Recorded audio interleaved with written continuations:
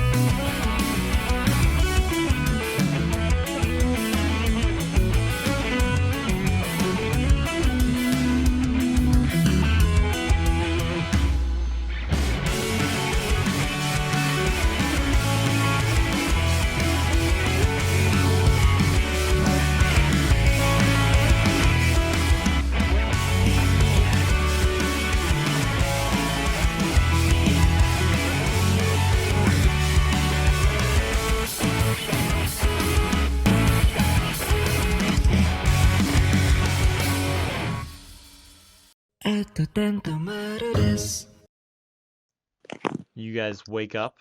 Today is, of course, USJ. Oh. Sort of like a field trip, more of like a cross-campus excursion. But yeah, I mean, you guys have been given the lowdown. You're gonna go there. You're gonna work on some hero stuff. So, yeah, it's morning of Friday. Do you guys have anything you want to do before you get to school? Anything you want to bring, that sort of thing?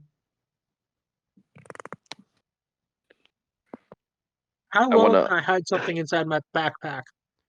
Well, it is a backpack, so I'm going to say very well. I'm gonna hide a certain object I found last session. Okay. Are we thinking about the same object? I assume so. Okay, great.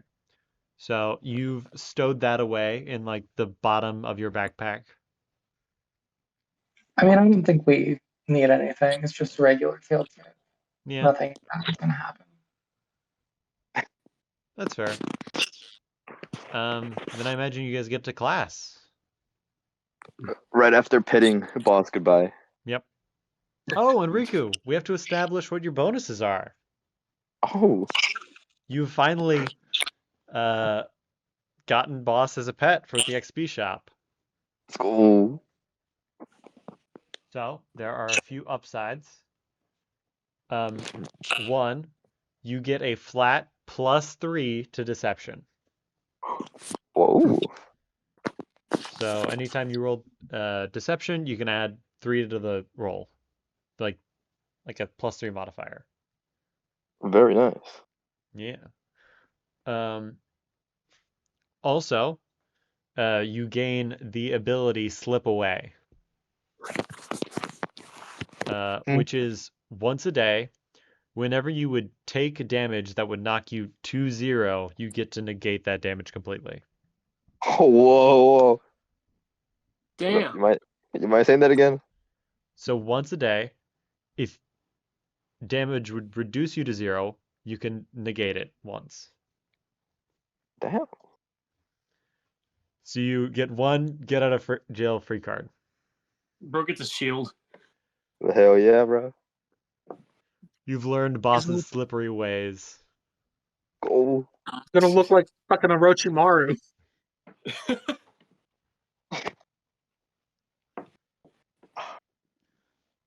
I probably won't use it anytime soon, so Yeah, okay. no. Yeah.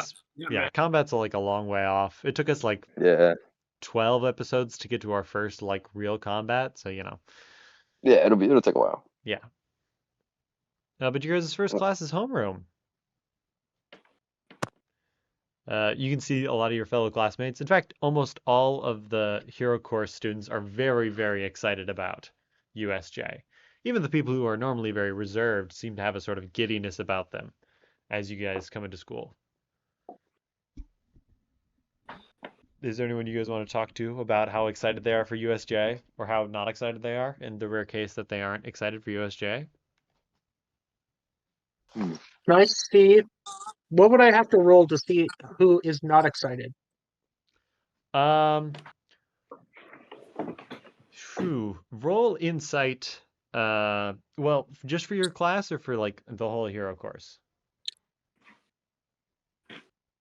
Just for our class. All right.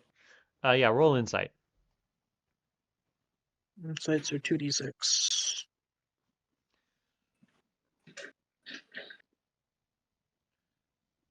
$11. 11 is very, very good. So Shinji doesn't look very excited because he's asleep. Sayu is sort of like excited, but not like a lot of your classmates are really excited because they're like, yeah, we get to go all out with our quirks, right? Sayu doesn't have that sort of energy. Mary Suzume is also not really vibing with the whole thing, and neither is Kenta, but that's because he doesn't actually go to that with you guys, because he's a like full general education student. But that's about it. Kibe seems like he seems excited, but he also is trying to seem like professional and like yeah, he's trying to put on a face like this isn't cool. But yeah. I mean, I guess are any of the other players like not super excited for USJ? Jason wouldn't be. That's fair. Yukio cries and fails to hide his excitement. I mean, no classes, right? It's pretty exciting. You guys do have some classes because it's actually never at the mind. end of the day. Never mind, bro. Yeah. Yeah, I think May is excited. All right. I mean, yeah, if you guys want to like talk to anyone just before we get fully into the day, because I'm gonna give you a heads up. This is basically gonna be the vibe for the entire day until USJ. Cool. Yukio would go try to talk to Suzume.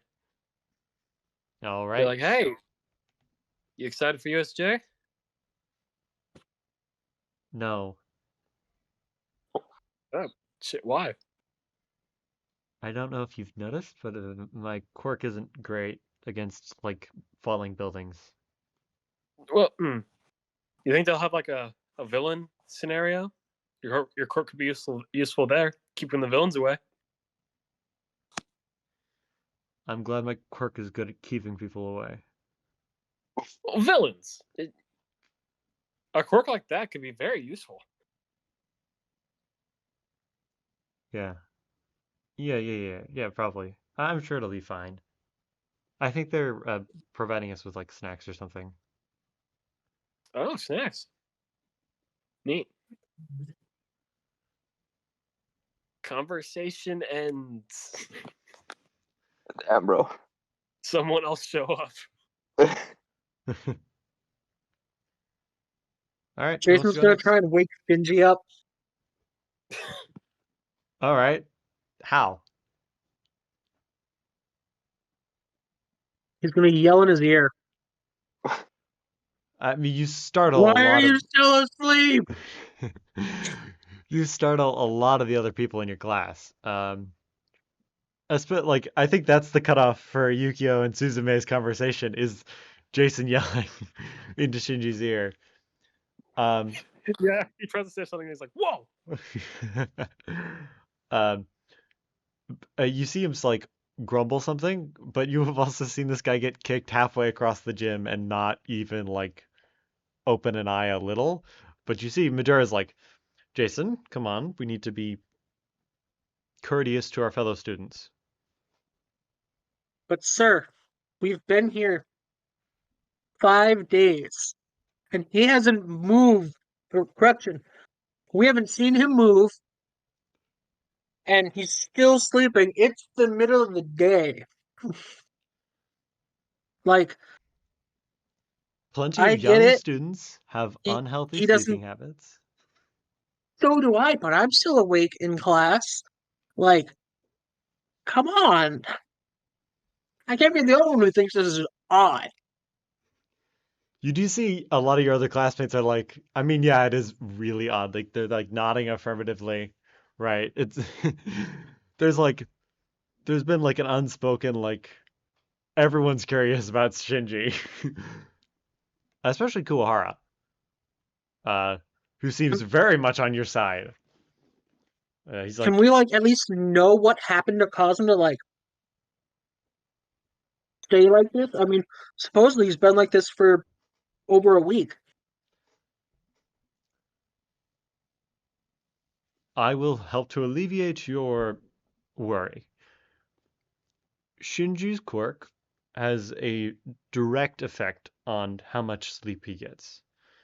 So, if, well, he's perfectly healthy and fine. He's just sleepy. If you say so. Besides, we have, I guess you'd call it like we have, in the case of an emergency, we'd be able to make sure that Shinji is aware. How do you do that? That's not to be disclosed. But aren't we going to an emergency simulation area? I'm sure Shinji will have a fine time. If he wakes up, he'll participate, and if he doesn't, he'll rest on the sidelines. If you say so. None of the class is satisfied with these answers. Because all you basically got was, don't worry, he's fine. We have a way to wake him up. Which is not reassuring. And for the entirety of your class has been like, he was asleep, now he's awake. We know so little about this kid, right? You guys are less mysterious than Shinji, all right? He's just a Officially, sleepy they've guy. known you guys longer. I was about to say, because technically we've also been speaking to them for 5 days. Yeah. We got plenty of time to talk in USJ. Sure Yeah, that's time. fair. Yeah, you guys will hang out there to have a chill time Yeah. with your friends. In that case, next class, literature. Uh, Sorry to say you guys get nothing done in literature class. Um, it's that same energy of like, oh man, we're super excited, and a lot of the teachers are leaning into it because they know this is kind of a big day for you. So they're just like, okay, it's a free study day. It's the end of the week, right? So midnight, or I guess, uh, Cementos, lets you guys like, he's like, read the book or do homework, which is fairly standard. Your next class, psychology. Oh, Of course, you guys all know who psychology is taught by. freaking All Might, bro. Ooh, that is very close. It's Aizawa, yeah. Oh, I had gotten him and that was Vlad just completely switched around in my mind. I'd been saying he was ethics for the past like weeks. Bro. yeah. That's why I'm sitting there thinking. I'm like, but Maduro taught ethics. So isn't that? I thought that was psychology. Yeah, you guys get into class, it's the wrong teacher. There's been a misprint on your schedules for the week and no one's noticed because it's only on Fridays. But yeah, you have Aizawa for psychology. We have an ethics class? The fuck? Yeah, you'll get to that today too. But yeah, you have a very you guys have this is actually your first class with Eraserhead, right? So he's a competent teacher, far more competent than All Might. But he does have that very monotone voice where he sort of talks in a way where he assumes you're paying attention, and he'll raise it slightly if anyone in the class falls asleep, right? Pretty mid guy. Yeah, and you guys don't even like really know what his quirk is. I mean, you've like heard it something about other quirks, but it's like he's like, Bro. yeah, Average hero. yeah. Your next class, Concepts of Science with Clean Night. We're getting all the big ones. Yes. Wait, okay. How many classes is there? Well, you guys have lunch this time. Huh? You see Clean Night he seems distracted. It's that same sort of like uplifting tone, sort of about the whole USJ thing, but he seems distracted. Hmm. Hmm. Like people will ask questions. He's a little slow on the uptake. But other than that, a fairly standard science class. You guys, of course, have lunch in the middle. So what do you guys want to do at lunch? Sit with Suzume. Bro. Just hang out, really. Nothing important. Suzume. Just Gonna hang go eat out. with Hanako. Hanako. Hmm. You see Hanako is not excited about being able to use his quirk, but he does seem excited about like, oh, we're going on a field trip. I haven't gone on a field trip in a while. It's like it's like one of the only classes I get to have with my sister, right? Sweet. Damn, I probably should interrupt then. Fuck. I mean, it's fine. It's just lunch. They'll probably hang out at USJ more. Yeah, I'll just hang out with them at lunch. You guys hang out. It's a fairly standard lunch. I mean, lunch is where you guys really notice how excited like the one first year hero course is. Like it's a loud lunch. Like Bakugo, the explosion kid from earlier, is quiet compared to this lunch. Beautiful. And it actually seems like Music to my ears. yeah, it actually seems like he is mellowed out for today. Like it seems like someone might have told him, "Hey, if you don't chill out, you're not coming with us to USJ." Probably his homeroom teacher or something. Pineapple. Sure, it's fine. But yeah, unless you guys do anything abnormal at lunch. Hmm. No. No? Yeah, I'll All just right. sit with regular people. Yep. And Something then we move on abnormal. to come back to science. You finish that class up, and then you have ethics and philosophy with Vlad. Uh-oh. Again? Well, you had psychology in the morning. But now you talk to Vlad about the amazing world of the trolley problem. Tomato. Put adrift. Yeah. You see a lot of your classmates give that as like the first person called on. We'll just call it Tetsuya gives that answer. And you see a lot of the class sort of agrees within like a funny, dark humor way.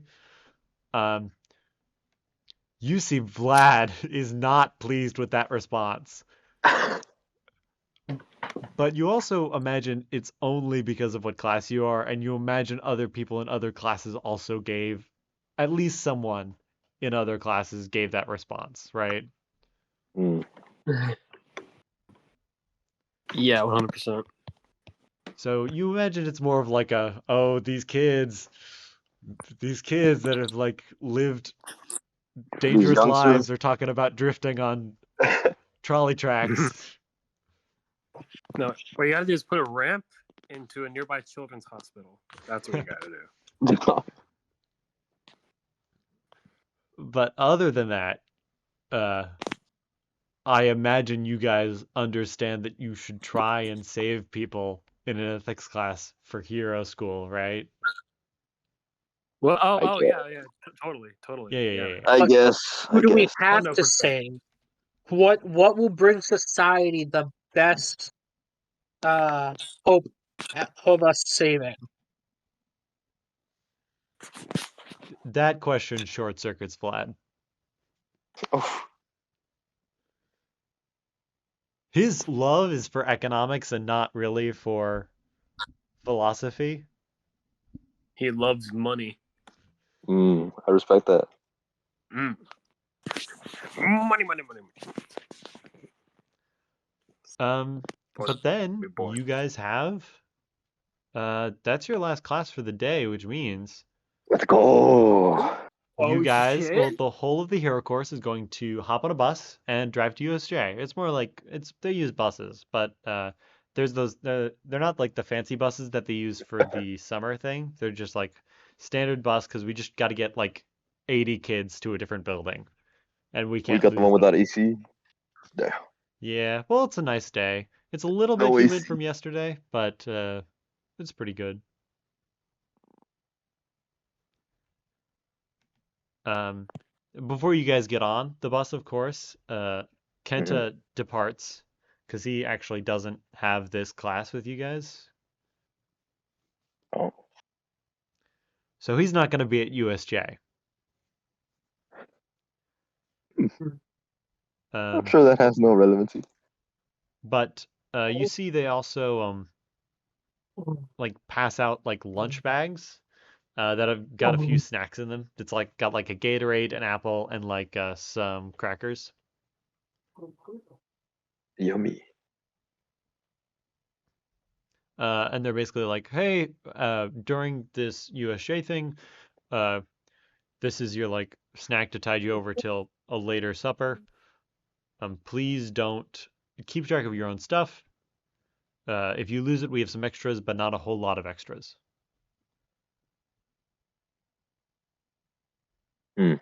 But if you guys want to add lunch bag to your inventory, Okay. Mm. It's just lunch. You know what I mean? Wonder if we're gonna feed the dragon this sandwich. you guys have already had lunch, but this will be like a sort of evening snack. It's just food. Yeah, it's just food. I mean, like if it might give you like stuff if you like used it in combat, but you'd have to like It's really Subway dig into subs. it. And like you guys aren't gonna go into combat at USJ. They're just some high quality apples, high quality Gatorade. No, not Gatorade. Get. Pedialyte? And oh shit, a sweet onion chicken teriyaki sub from Subway. Yeah. Oh, Yeah, just Eviolites, like some heavy what? electrolytes. That's what I'm talking about. Not Eviolites. You're That's like, from Pokemon. Ah. Oh, I'm not gonna shit. evolve, bro. I thought you were serious when you said that. No, but like an electrolyte, red electrolyte drink, and some high quality uh chips and crackers. Some Actually, we'll call it a trail mix. It can be a trail mix, a high quality trail mix. some crocodile aid. Does it have the H&H? Some M&Ms? Oh, yeah. H and A's in the trail mix. It's actually got like 4 different kinds. They actually have a Ooh. special trail mix for people who have a nut allergy, which is really only Kibei in your guys' class. Oh So my give god. eBay peanut butter. Good to know. Bro, can Do he we- be? Do we know this information? No, but you know he does get he gets a different trail mix bag separate from your, like he has his own marked out lunch, like a Hmm. lunch bag. Hmm. eBay get a This special is- bag. I want a special bag. Oh, Uh, I sense a weakness. Um, but yeah, uh, there's 4 buses, one for each class. Nice. As you guys step on the bus, Shinji is already there Classic. in the back asleep. How? I will How? figure you out. How does he Shinji. do this? Just get used to it, man. It's impossible to get used to it. How are you so It- chill Okay, about it? This is I'll like get used to it once he tells me how he does it. That's the how is hard he part, so isn't it? fast? Just, look, don't worry about it. Don't worry about it. I'm Why sure are you you guys will so figure He it chill out. was about in it? the classroom. Bro's just sleeping, man. It's not. You left the classroom after us. It's fine. I mean, really, you guys should just divide and conquer, really. If you guys had like left one We've person tried that. behind, go Guys, to We've go I'm to a, the tried next that. class. guys, I'm a professional doctor. He's literally fine. You're an illegal doctor. Tomato, tomato. Hey, as long as he gets paid, he's professional. Mm-hmm. He's just Whatever. not certified. It's different. I mean, you don't need to be certified to do a job. You Viewers at do. home, that's a lie. You do. Well, not really, but you should. Well, to call yourself a doctor, you do. Yeah, you need a license for that. Yeah, he's a healthcare professional. That's just society, bro. Societies. You help Society. people, you help people. Easy as that. Riku's a hero at heart. Just a little Sure. bit. But yeah, the bus ride to USJ is very short. Um, it's actually longer to get on and off the bus than it is the ride to USJ. Quick Um, question. How are the chairs in the bus? do you know like those brown seats in like uh Yes. okay, imagine that kind of like seating, but it's like Mm. brand new. It's like still not Oh, great, damn. but it's new seating. Damn. Oh. Someone's got to do some graffiti. Whips out pencil. I would do the classic S. Oh yeah, that one. Mm-hmm. But yes. Oh, also I should mention, as you guys arrive, I've mentioned before how each of your classmates has a unique, specially tailored item. For some of your classmates, that's technically a support item. But you see that as Sayu gets off the bus, she's handed a large duffel bag. Hmm. You could probably fit like, you know, it'd probably be like if Ida like laid down, oh, if like Ida curled into a ball she could probably fit in that duffel bag. That's about the size.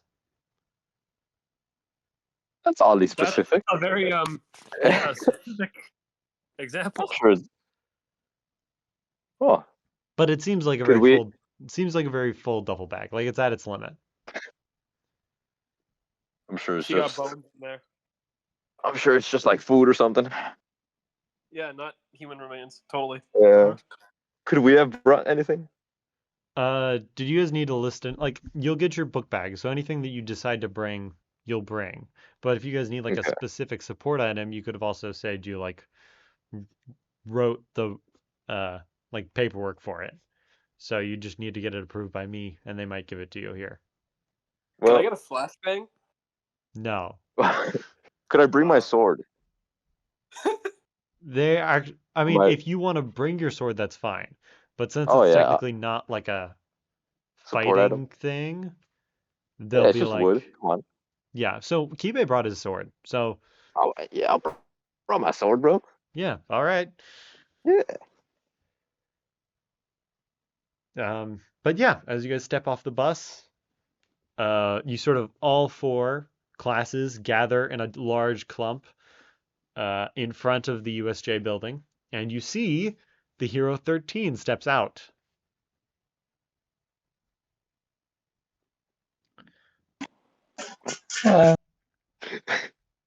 Yep. There's some like murmurs. Lots of people are excited, so they're still talking. But she starts talking about the agenda for the day, which is like there are a whole bunch of zones in USJ. We'll split you into teams based on your classes, and then move around the various regions until you've completed each and every one, at least in a short period.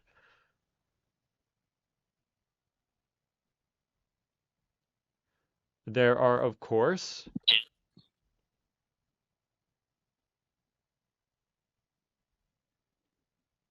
um, 9 different regions that you'll be exploring today, and after a short time within, we'll take a half-minute break. Are there any questions?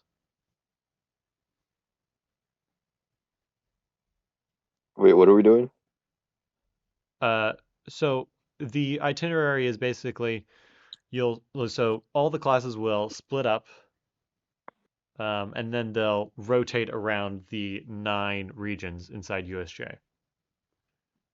Nice. Yeah, you can see a lot of people are giving cheers. There are a few like relevant questions like, "Oh, which ones are we going to first?" And like, "What are the names of them?" And she'll be like, "We'll get to that once we get inside, and I can show you from the entrance." Gee, I wonder what they're doing by segregating all the classes. It's fun. Yeah, we've established. We already know this, bro. Yeah, I mean, they could have been like randomly drawn so we could actually get like Nah, some mingling within the classes. I feel like that would not be with 1D. standard. Listen, when you get like they do this even in the joint training arc, and it bothers me so much that they do it, but I have to make it consistent. We stay within our groups. The UA sucks when it comes to fucking making camaraderie between the classes. Yeah, We it's like stay I with our wonder why folks. Monoma is like so mean towards class 1A, and it's like maybe it's because he doesn't know any of their names. All he knows is Bakugo. Yeah. Right, like that would be it.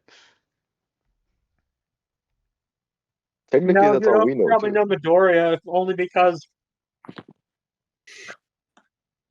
everyone was talking about how much favoritism he was getting from All Might. Yeah. Speaking of which, where is that bitch ass Midoriya?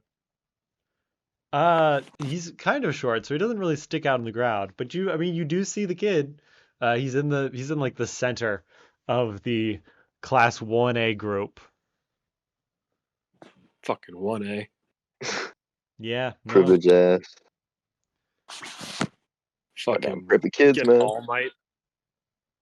It's actually Got the kind of nice weird. chairs. Because it's basically class 1A, class 1B and 1C get along pretty well, so they sort of mingle. And then it's class 1D. So there's like a weird It's a weird hierarchy. Yeah. Hmm.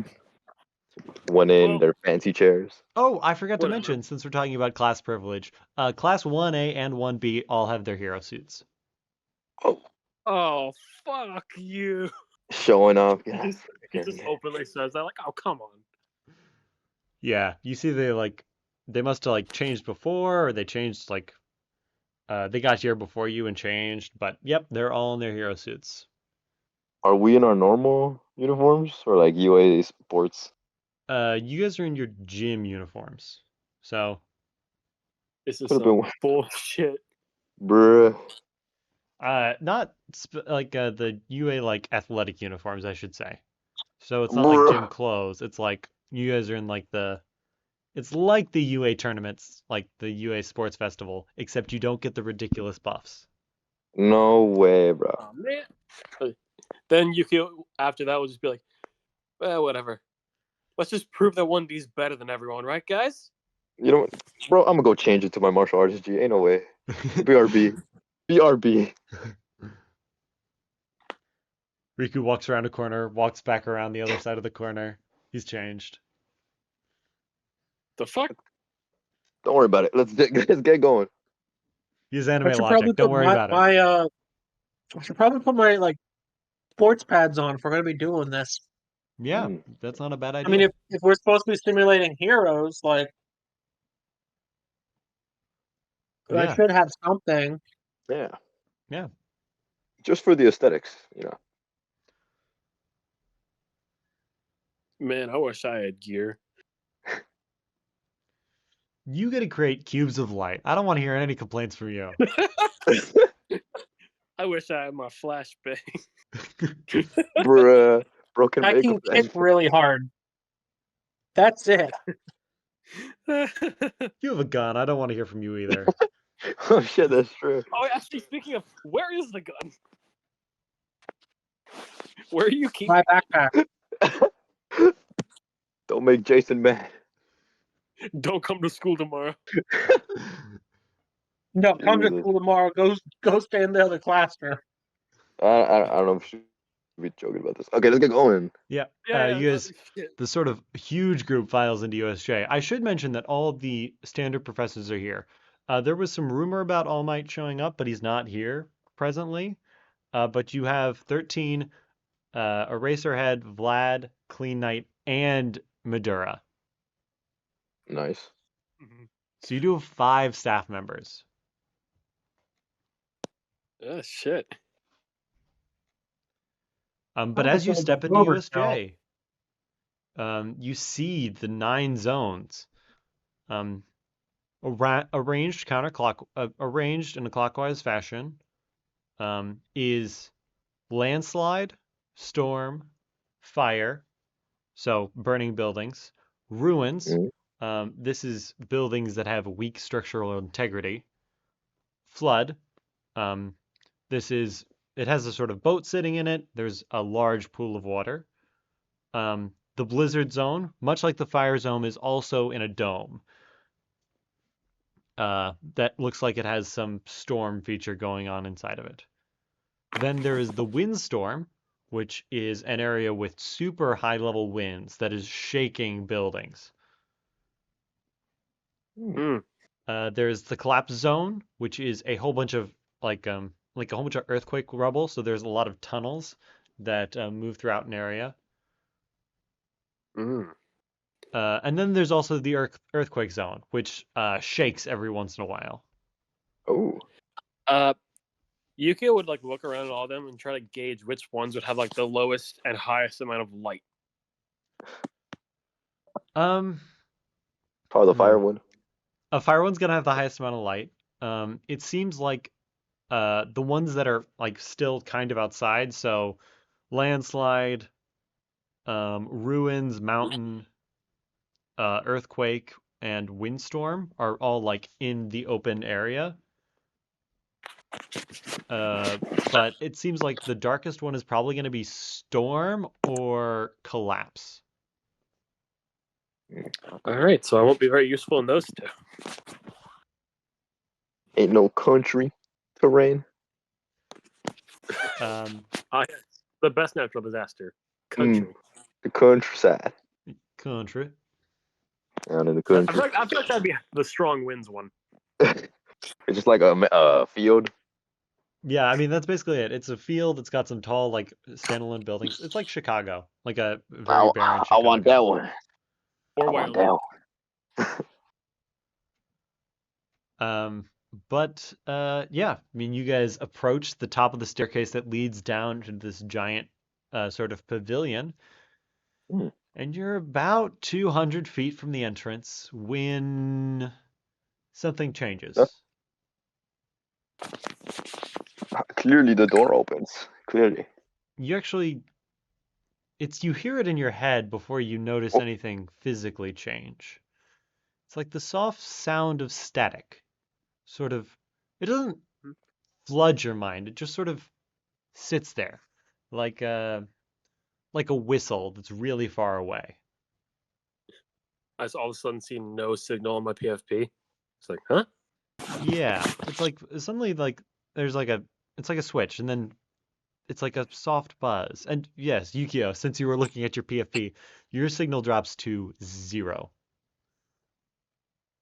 That's weird. I'm gonna go to take out my headphones, but then remember I don't have headphones. Suddenly a purple rift appears in the center of the open area at the bottom of the stairs. Flooding from within it, hundreds, no, thousands of people step into the floors of USJ.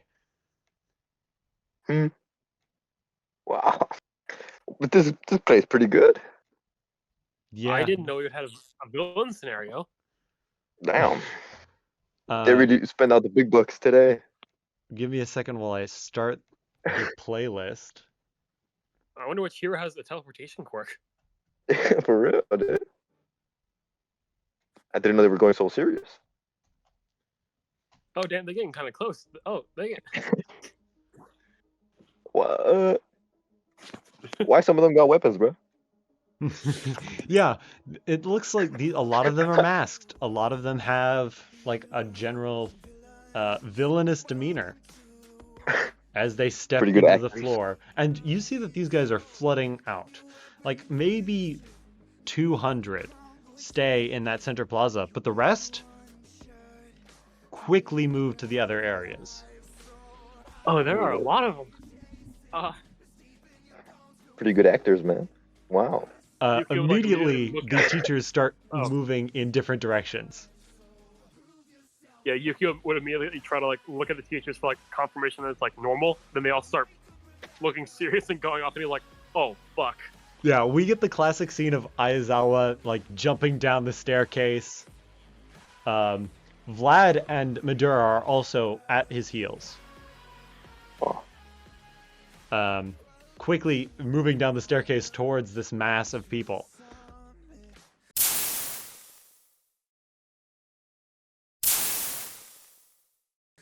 You see that 13 immediately starts to try and corral the students back towards the entrance of USJ, but it's 200 feet off and no one is moving fast enough in the crowd. Where are we going, guys? Why is everyone so rushed? What's going on? There's some good RP. Yeah, no, it is. Yukio is like frozen. He's just like Yeah. standing in the same spot. He's confused. Listen, if you're not at the front of the crowd, you have no idea what's going on. People are suddenly just turning around and moving back towards the entrance. Some of them are trying to run and just stomping on each other. It has gone upside down. Question. Guys, what's going? Yes. Calm down. What's going on? Quick question. Yes. As you look towards the central plaza where the purple rift initially occurred, you see 5 distinct figures step out at the last before the rift closes. One of them is a man made of purple, weird, crackling rift energy, like purple smoke.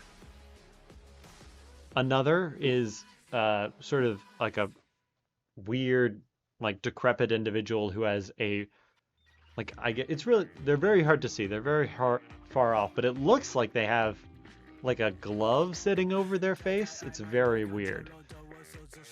The third person is a woman in sort of like this like black and white dress. She has red hair, but she's sort of in like this it's like a black and white checkered dress.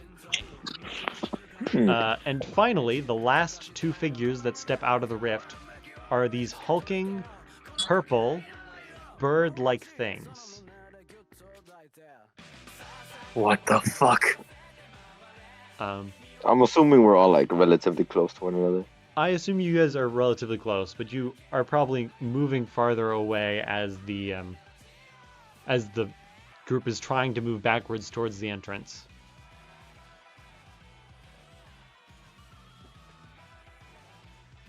What's You the guys are move, doing that guys? too, huh? Well, I mean, it's just like what, 5 actors or something? I I don't mean, the teachers seem think- pretty scared. I mean, they're just playing into it now. I don't think those are 13, what's going on? Should we help them out or something? Is that like part of the quiz? Probably. Like hyperventilating. Yeah. I don't. What is this? I don't. Hey, bro, calm down, Yukio. You see These that a lot are of not- your classmates It's are all having the part same of it's all part of reaction. the act. Do you not see everyone? Everyone's running. You That's just trying to guide part of people the out. activity. This is part of it. It's part of the activity. What do you mean? Riku, This is what, an evacuation thing, bro? Like, come on now. This is like the perfect scenario. you do not see how on edge the heroes just immediately got? People are screaming and running. This is real. Nah, This this is is just pretty fucking good real, acting. man. We don't know that. No, this is just pretty good acting, bro. Suddenly, you see the purple figure who was at moments before at the bottom of the staircase, suddenly at the top of it, standing in front of this large crowd on its way towards the entrance. You guys are making pretty good movement towards the door, but you didn't get very far. In fact, the closest person to the door is Tenya Ida, who is still probably another 120 feet away.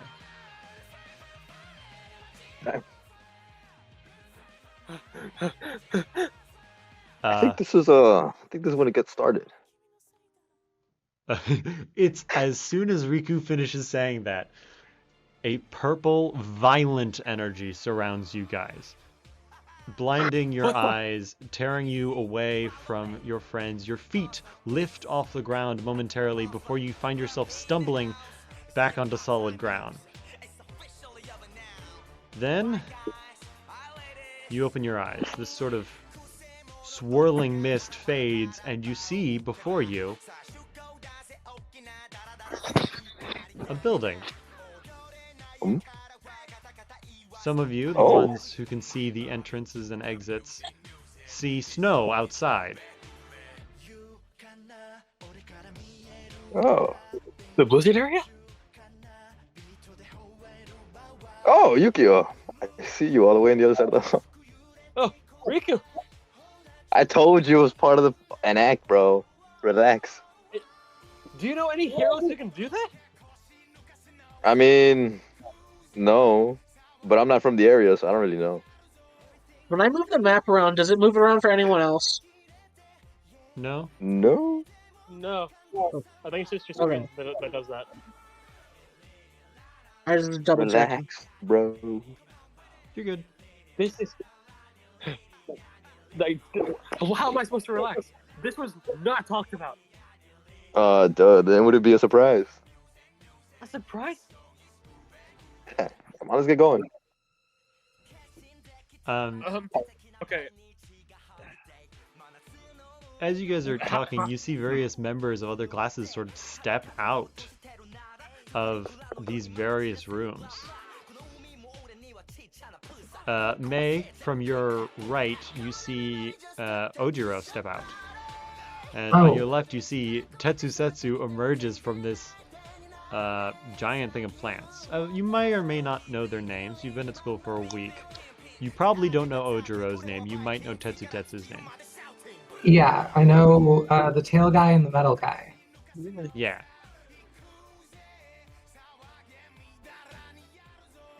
Do you two know what's going on here?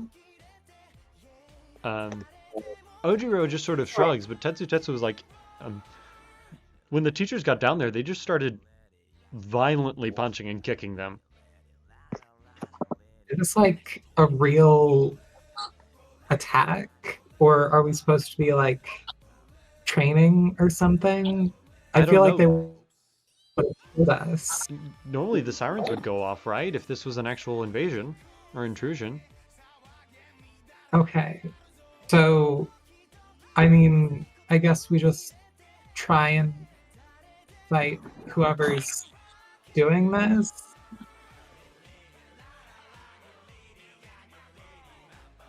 Yukio would immediately try to look outside. Outside, it is a blistering snowstorm. You maybe see to like the edge of that actual vision square. Like anything that is visible on the map is visible to you, but other than that, nothing. He's going to immediately create a pitch black pixel. We might need this. And he's going to create an eclipse pixel. All right. Pickle. All right, keep track of the stamina for that. Jason, you sort of land like on a pile of boxes. You don't like fall over, but you're standing on top of a box when you arrive. Do you want to do anything?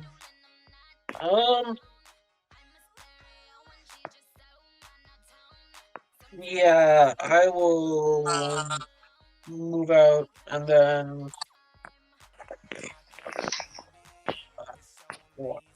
I hit the wrong button. Oh no, it's gonna explode! I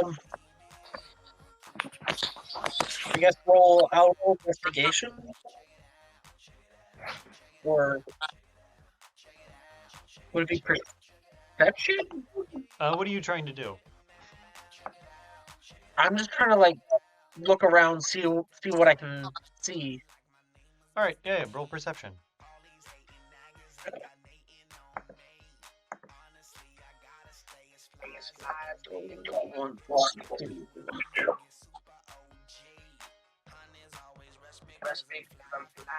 Ah, A 3. 1. Yeah, I mean, you're not really noticing anything, but sort of as you like, I imagine you go and like look around some of these corners, right? Yeah. As you look around one of these corners, you don't notice her first, but you see Momo Yayorozu does notice you.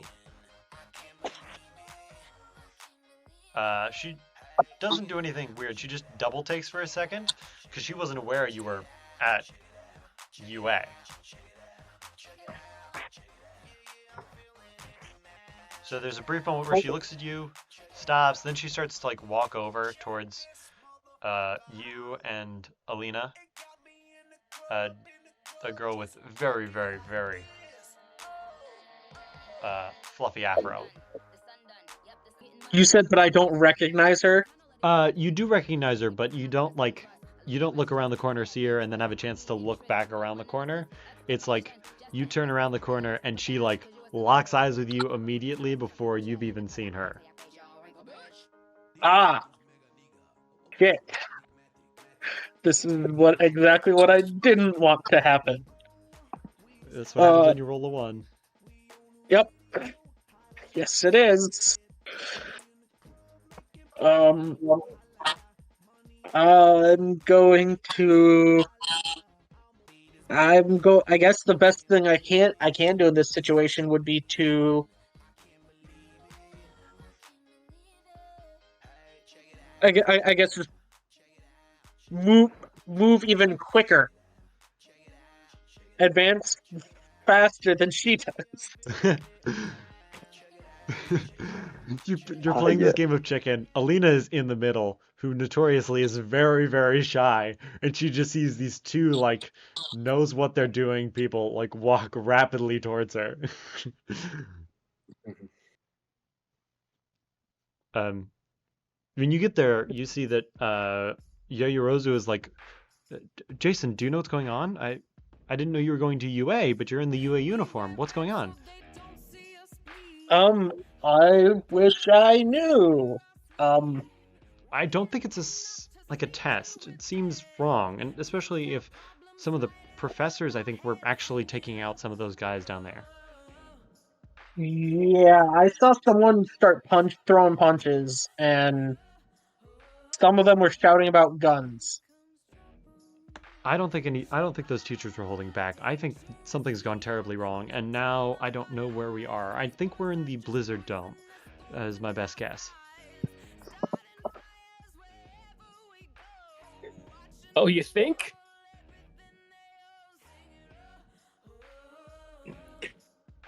Well, either that or we're in Antarctica.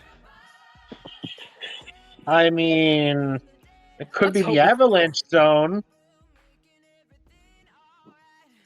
That is a possibility. But I mean, it is a blizzard outside. The point is, we don't know what we're dealing with. Well, a blizzard. Come on now. And then you see Tetsu has sort of moved towards this intersection because I imagine you guys have heard like the conversations going on in like the middle of. So now you guys are all just sort of condensed into this one hallway. Oh, what's up, man? Oh yeah. Looks like everyone's here. But has anyone seen any of the people who teleported in? So far, it's just people we know from UA. Suddenly like there's a it. crash. Oh no. And Fuck. from this room on the far side,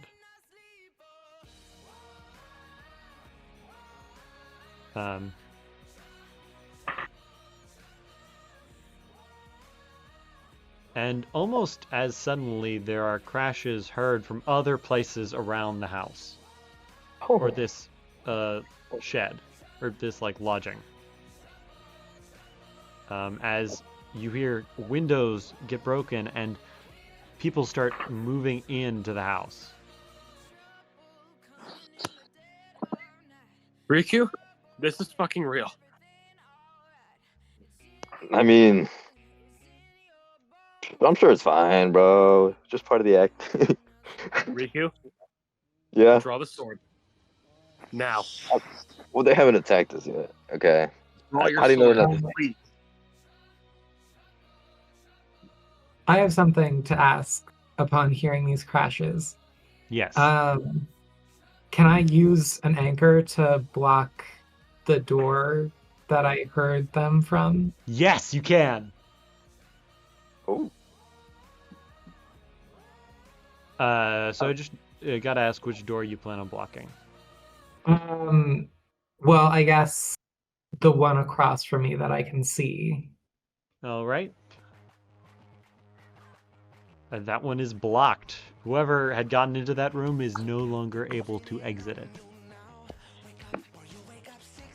Oh. Good chunk of actors in this house.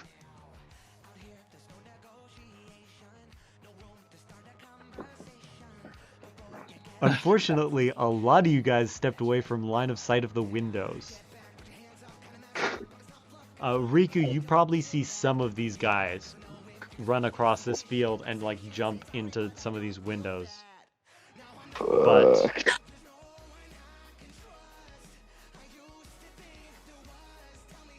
for the most part, it's just a whole bunch of people start breaking in. May, you've placed your anchor. Is there anything anyone else wants to do before any of you guys get line of sight on these people? Would you? Oh, Would I? you guys Wouldn't I can go first. technically have line of sight on this one since I'm like right next to the door? A lot of these doors are not open. You just hear the crashing of windows. Okay. But you do know that people are in the room because you hear the crashing of windows.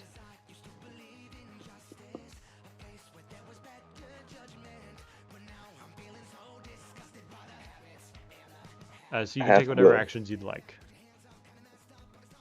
So if you want to prep anything, if you want to grab anything out of your bag, grab a sword, grab a gun. Immediately wants me to go for the gun. In the room I'm in right now. Yes. How much of this is real? A lot of it looks real on a first examination. UA does not, like, a lot of, like, because you're in a medical room right now, right? Mm-hmm. UA puts, like, fake, none of it's going to be, some of the stuff is functional, but a lot of it is just, like, sharp objects that you have to, like, watch out for in, like, your trial. And how With much that of in the mind, I have a question. Yes. Are those actual guns in the room that I was reported into? Oh, the way in the garage. They do look like guns. Oh, They are God. not, in fact, like the casual, like, if you were from Japan, you might be like, oh my goodness, it's a gun. These are not guns. They are like, they're like BB guns or like airsoft guns. Okay. So the Americans know it ain't guns. Do they look real? They look have that almost orange real tip? if they didn't have the marking, if they didn't have airsoft written on the side and the orange like tip. So we can't use it to trick them. I mean, you I could. mean, we could break the tip off. Yeah, you have options, but there is a lot of them. I just want to grab everything that works in this room real quick. All right. That can be your pre-combat round. Oh, hell yeah. A lot of it's just standard like medical supplies. The first aid kit is real. Oh, let's go. Nice. So that will be usable. It does not. It's not a fully stocked first aid kit. It has one use. It's good enough.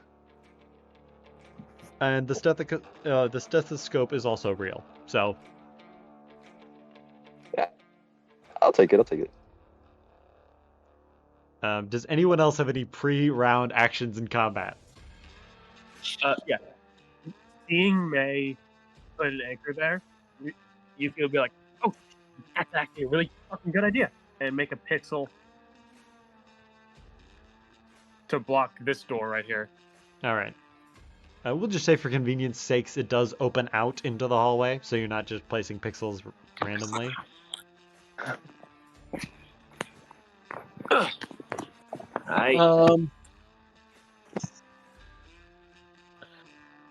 Jason's gonna shout to Momo.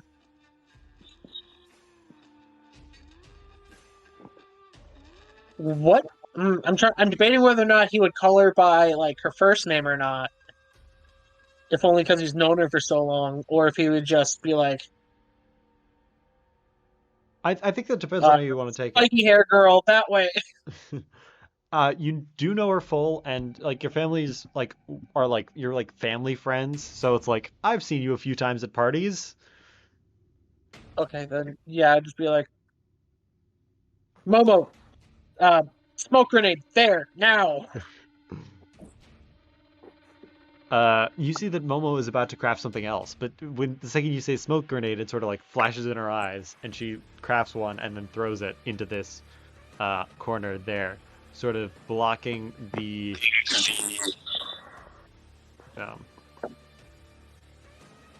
blocking this sort of area off. And you see whatever that door was slightly ajar, so she sort of tosses it into the in between, like where the door is slightly open, and it floods this much area with smoke. There's a sort of like soft, like sulfur smell, but yeah. Does anyone have anything else they want to do? You see Tetsu immediately like turns himself into metal. I just realized I'm in a very bad spot. You'll be fine, bro. All right. You're in between 3 doors. Could I grab these scissors and Yes. bandages? They're not. Go. The bandages are bandages, but they're not actually like long enough to sufficiently wrap stuff. But they'll work as like they're like short bandages. So they'll. If you needed to like strap something to something else, like you needed to like tie like if you needed to like make a splint, they might work, but they won't like gauze something over. And the scissors, after you look at them for a few seconds, are dull. Oh my! I'll just take the bandages. All right, can I get combat rolls?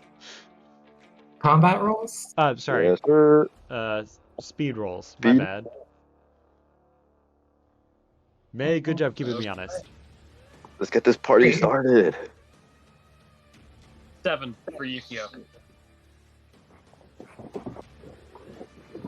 All right. A 9. Ooh, man, you guys are pretty good. 1 for Jason. Oh, Jason. Wow. 3 for May. All right. I wish it was combat roll, but For real. Unfortunate. Hey, I only Jason. have 1 speed. Yeah. I've had great news. You're going before some of the bad guys. Whoa, Oh, bro, ain't no way they got us how? They also got a 1, but I like to roll that players go first in the case of a tie.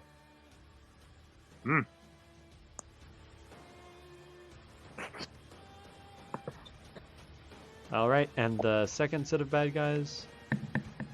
Ooh, they do pretty good. This is gonna be tough. All right, Riku, you're first. Oh my. Well, I mean, I'm gonna get out this room. 1, 2, 3, 4. I'm gonna go help Yukio. 5, 6, 7. I guess could I prepare an attack action if anybody crosses the door in front of the pixel? You do see the pixel there. It will probably hold them back for a few seconds, but it probably will not last forever. I'm gonna prepare my action. All right. Next up is, I believe, Yukio with a 7. All right. Yukio would do the same, prepare an attack action for the. Yeah, he's going to prepare an attack action with his lightsaber if he sees someone. All right. He's just going to make a lightsaber. You manifest the lightsaber and you prepare it.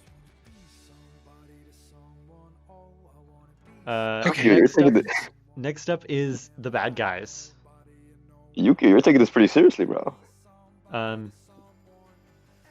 Jason, you hear some movement in this room, and then a whole bunch of fumbling as they sort of stumble around in the smoke. There's a whole bunch of people in there, and they're not well coordinated in that dense room.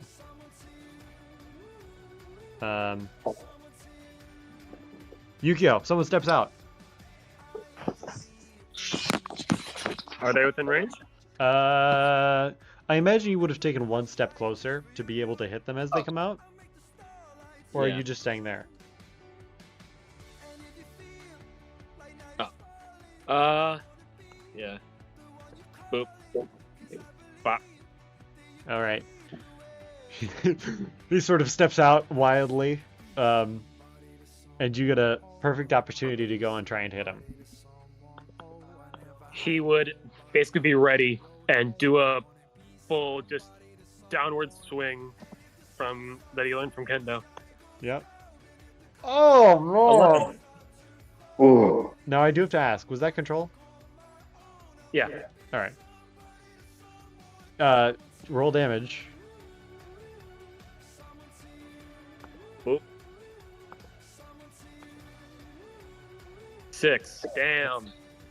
He goes down. Oh. He just fucking bonks him on the head since he made the sword solid. Yeah. And you just see him bulk collapse. Just in time for another one to step out. Oh. Hi. And you see this one goes to try and hit you. With what? Just like a fist?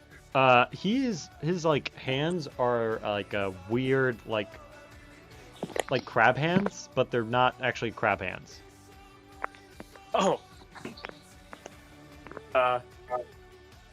Since I have 2 speed, I would try to basically quickly try to make a pixel barrier to protect myself.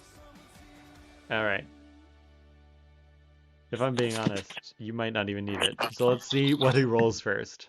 All right, does a 7 hit you? My base AC is 5. I don't think I have any extra AC.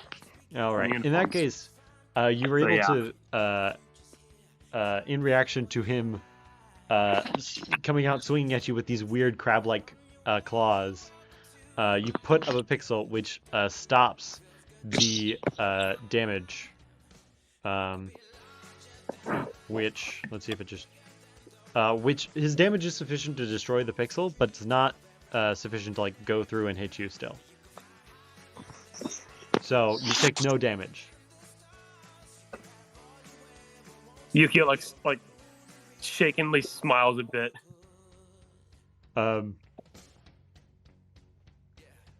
May, you watch as someone like runs out of this room and punches Tetsu. Oh, God. Oh, that poor guy. Just boing. Ah, my hand! Oh, Yeah, actually, does it hurt the guy? it looks like he has some sort of weird like quirk on his hands. It doesn't look like he has like an actual like punchy hitty quirk. It looks like he's about to hit Tetsu, and then he like generates a large gust of wind that slams Tetsu into Ojiro, and they sort of stumble back. Damn.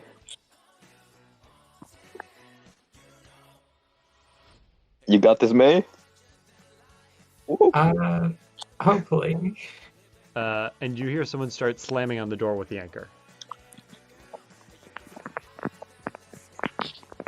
That's not Let's really good, so. see who's up next.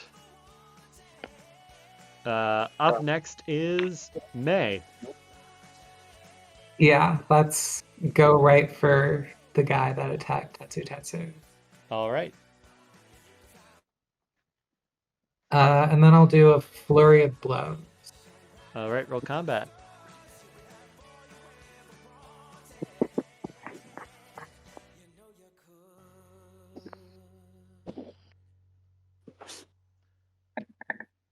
Ooh, that's 7 hits. not great. 7.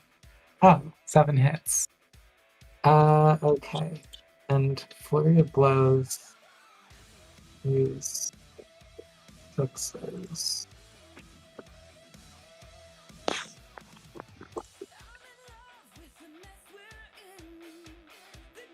Okay, 16 down. Yeah, he goes down. Oh. We actually get the slow-mo, like, for the hits. It's like, the first hit, we get the replay. Because you actually, yeah, you like, knock him down. And he's out. Yeah, like, one punch to the gut, and then slamming him against the wall. I actually forgot to mention it. but there is Yukio during one of the just after your turn, there is a slam against this door where you created a pixel. Oh boy. Next up is you guys' allies. Oh. You see this girl walks over to the person who had just walks over and slaps him hard. That's fair. Let me roll her dice.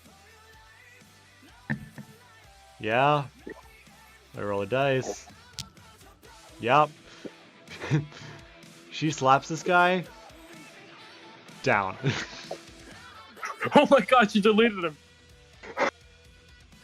Opie. Turned to ash. Yeah, you see there's a it's not like a burn, it's like a soft burn mark where she's slapped him and he's collapsed onto the ground. These people are not dying, they are merely becoming incapacitated. Now there's 2 unconscious guys in that square. Yeah. Yukio just looks down and is like, oh, nice job. You hear her mumble something under her breath. Sure and you thing. see Momo sort of steps. Actually, Jason, I'll ask you, do you think she goes to help Yu-Gi-Oh, or do you think she stays to help with the smoke? I want to say, would she have seen that there was someone over by Yukio? She would have seen them, but she would also have seen them both get taken out. If she sees that there's people taking care of those ones, she would know that Jason doesn't have a quirk. Just because Yeah, she knows. yeah. She'll step up So to. She doesn't create a full staff like she does sometimes, but you see her create a police baton that whips out. yeah. All right, and she's prepared to attack anyone that tries to come out of the smoke. Jason has a quirk right in his bag. Quirk American. The all-American. American breathing. All right. Next up is Jason.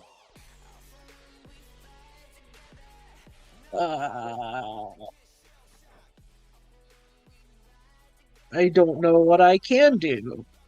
I guess I'm going to pull the surprise I saved for later. Right in front of fucking Momo. In front of everybody. You don't care. Listen, it's life or death. If you gotta, you gotta. Yeah. I don't got At least anything. the villains won't know. I don't have these super magic powers. All I got's my wits and my guns. The villains definitely don't know that you have a gun. I mean, I did take their gun, so. I'm just imagining the Jason whipping out a gun and then yes, the boys logo. All right. Yeah. I'll prep that. All right, you'll prep to attack anyone who comes out of the smoke. Now it's the bad guy's final turn. You hear more fumbling around in this area. You do hear the door get fully opened, and then someone walk into this wall. And you watch as someone runs out towards you. Oh.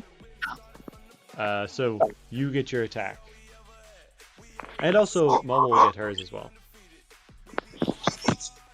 Are we about to see a murder? But you can go first. We're about to hear a very loud sound. Okay. I'm gonna pistol whip the guy. Yeah, you grab the gun, you pistol whip him. All right, roll combat. Yeah. Combat. Let me double check. Take the shot. Take the shot. So 2d6 plus 2. Yep, that hits. Damn. He's coming out of the smoke. He doesn't have time to react to the pistol whip.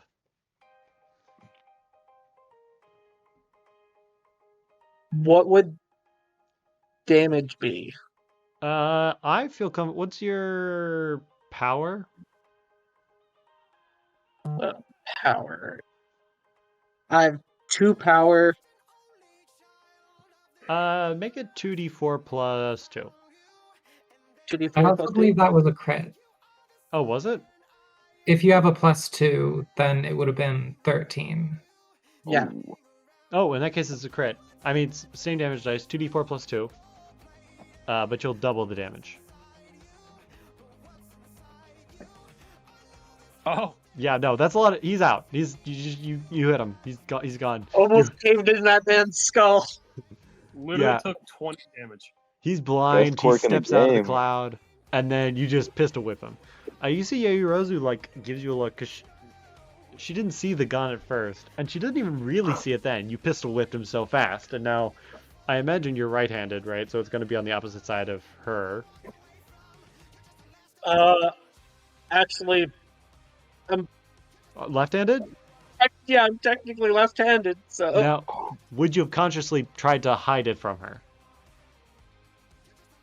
I wouldn't All right. be trying to hide it so much as I'm just trying to get it out of line of sight. Yeah, no, yeah, that's what I mean. You hit her so fast, and like she's trying to stay focused on what's coming out of the smoke that she doesn't really pay attention to what you're doing. You know that Yayorozu is very smart, aka has a high perception sometimes. But it doesn't seem like she notices the pistol, or if she does register it, she doesn't register it as like a live actual gun.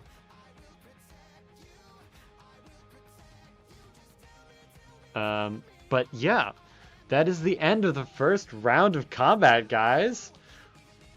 Woo! Didn't lose anyone yet. Not bad, A not lot bad. of things happen. You know, I almost thought it was real, guys. Riku?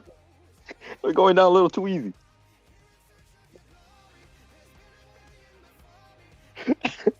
Should I drop this whole thing, or should I keep it going? No, I love it. Okay.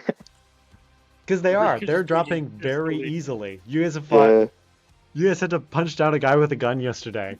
These guys are dropping in one hit. Some pretty good acting. There are 3 simultaneous explosions. Okay. Oh, sorry. Okay. Only Oh. 2 for now. My bad. Of course. What kind of explosions? I almost got scared there for a second. Damn. One of them sounds a lot like a napalm explosion, which is just to Oh. say very, very fiery. Ah, yes. A very familiar sound. And there is an additional explosion of this, like, it's almost, it's more like a shockwave explosion. Which they emanate from outside your guys' actual dome. Oh. But you hear these loud explosions off in the distance. Do we hear screaming with the explosions? No. Which is the worst part, is you just hear explosions. Guys. Does the shockwave do anything to the dome, or is it like does it seem fine? There's no like shattering glass. No, the shockwave seems to have been far off. It's more like the voom of a shockwave, less than like an actual Oh, yeah. shockwave. Guys. This is some pretty good ambiance. Are you sure this Slowly is but just ambiance? But yeah, I guess we go to the top of the next round, which is Riku. You're up. Oh. Well, I mean, nothing's really going on. Nothing serious. I'll just get a little closer to the door and prepare my action again. All right.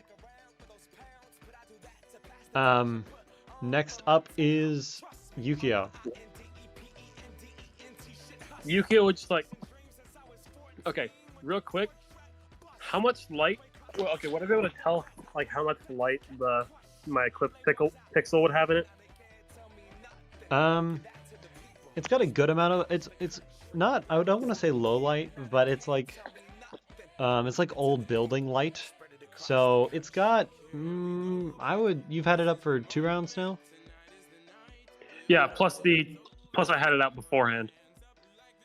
Yeah, I would say that's probably good for 2 charges, maybe? That seems right. 2 charges. He would just like concentrate on it for a second. It's like, not enough. Nope. He would move it like right there real quick. And look over at, is the door that I'm the closest to like open? Yes, it is open, and you do see the 2 people inside. It seems like they were gonna try and it seems like they're gearing up to come rushing out once they're gonna try and coordinate an attack. Because they just saw 2 people walk out and get stomped on. Actually, seeing that, he would see his pixel and be like, okay. Move it into the room. Alright. And then close the door. Hey! Just sort of stand up against it. Yeah, he would just be like, good luck with that, guys. And close the door. They don't know what my quirk is. Yeah, no. You see faces of panic just as you close the door. The last thing you see on the guy like farthest away is just a look of panic. And if I sense them getting near it, I'm going to make it explode. All right. I love leaving claymores for my enemies. Technological damage. Next up is the bad guys. There is the sort of Yukio. You're aware of it, even if you're slightly turned away, as one of them gets out of the room with the pixel in front of it. He would just like sense the pixel getting broken. Yeah. Can Riku, I you attack? do get your attack. That's cool. That's a 6. That hits. Yes. Okay.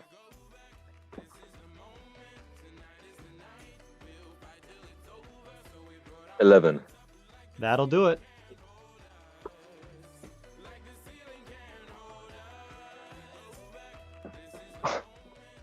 Such good actors.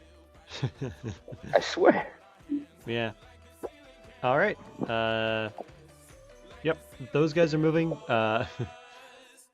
Another person stumbles out in front of Yayurozu. But she hits him, and they go down.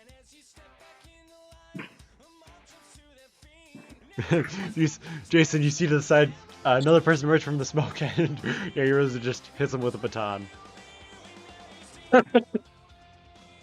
This is so much fun, guys. Yeah, good. Keep whacking things. All right, May, you're up next. You see they're trying to get through the door, but they're not able to get through the anchor. Is that a medium anchor, I assume? I mean, I imagine it's just like a small one. Either way, they don't move. Yeah. I think to break it down, they would have to take down the door. Yeah. So that's what you see, is they're starting to actually take down the door. Okay. The door will probably stand for a little bit longer, but you do get like one of them has like a hatchet quirk, and you see like the hatchet come through the door. Okay. You two, do you think you can sort of like ambush them if I drop the anchor and go try and help the others?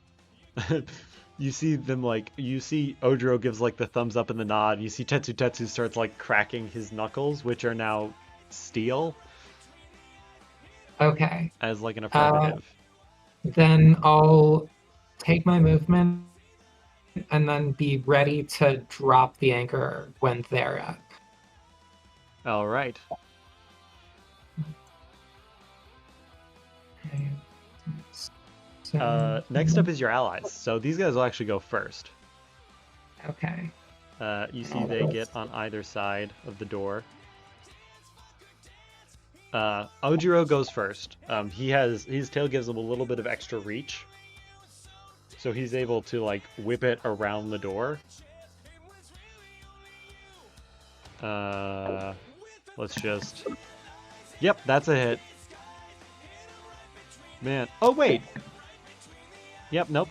They're down. You see this guy goes down.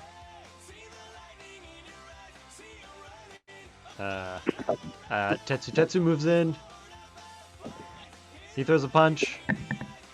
That's a hit. This is a very coordinated assault. Working together, hell yeah. Must be nice. And he goes down.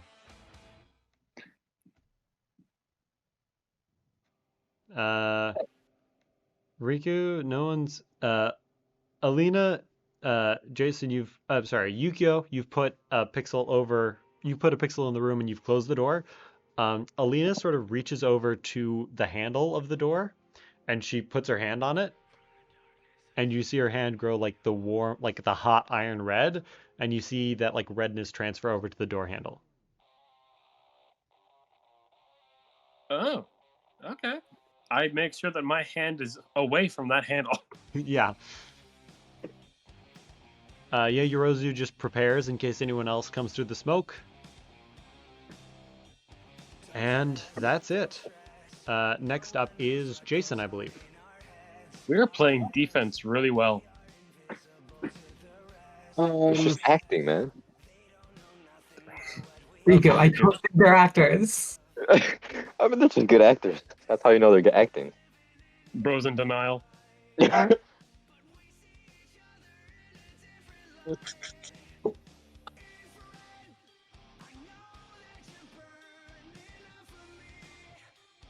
I'm debating whether or not I want to use my intimidation thing.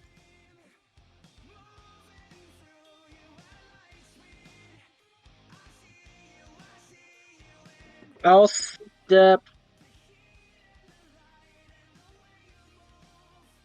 into the smoke somewhat. Do I see this guy? The smoke is very thick. You know, you heard someone walk into the wall, but you don't know if anyone's like there, right? Is the trouble.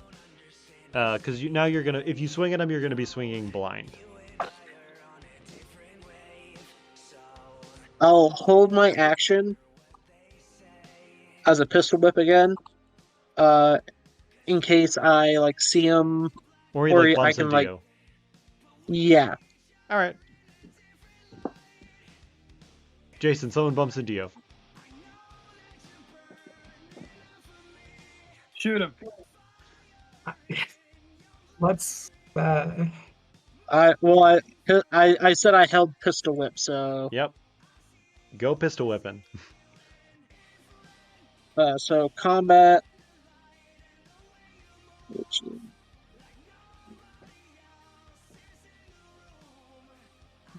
Plus 2. Yep, that's a hit. Oh, wait. You actually get a dice reduction because you're blind. Ooh. So you just want to roll again. You do have +2 to combat, though, right? Yeah. All right, roll again. Just one dice this time.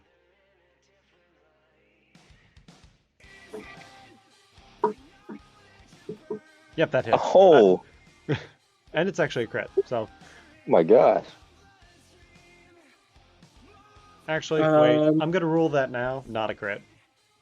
Because you're already suffering from a reduction. So your maximum total is still 13 you have to hit.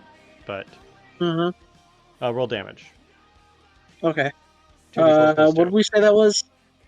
2d4 plus 2. Yep, he's down.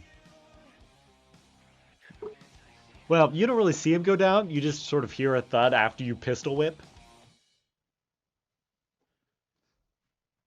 And you hear someone like run over and like into like you again, but this time they have the drop on you. Of course, they still also get the 1 dice reduction, which they don't really get, but I'll just take away their like adaptive or their proficiency or whatever. Does a 5 hit?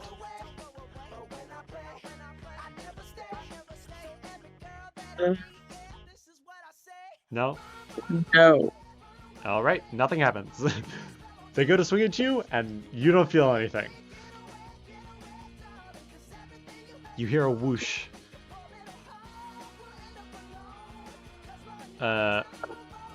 Yukio, you see them start to like move towards the door.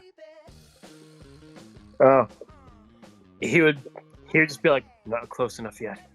All right. Riku. I believe you've already taken your action to punch down the first guy. Yes, but can I react?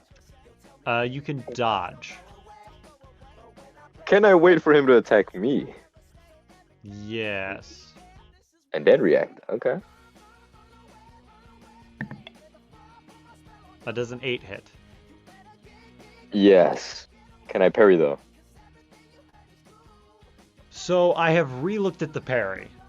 Mhm. And I'm glad you bring this up now, because otherwise I would have hated my ruling that I made the first time. I will allow the parry. I have now attached a stamina cost to it. How much? Since you are untrained, it is 3 stamina. But But there are also the block and dodge options.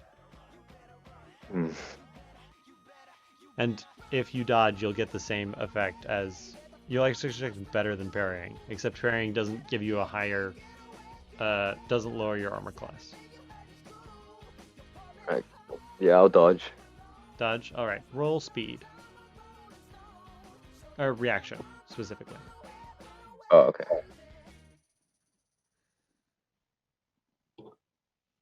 A 7. Yeah, you evade.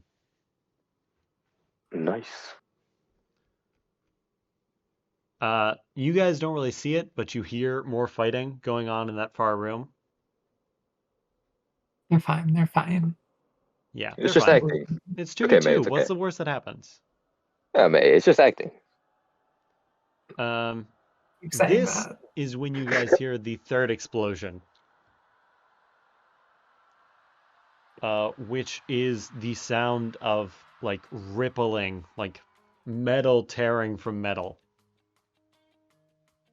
How close is this? Let me check. Some good ambiance.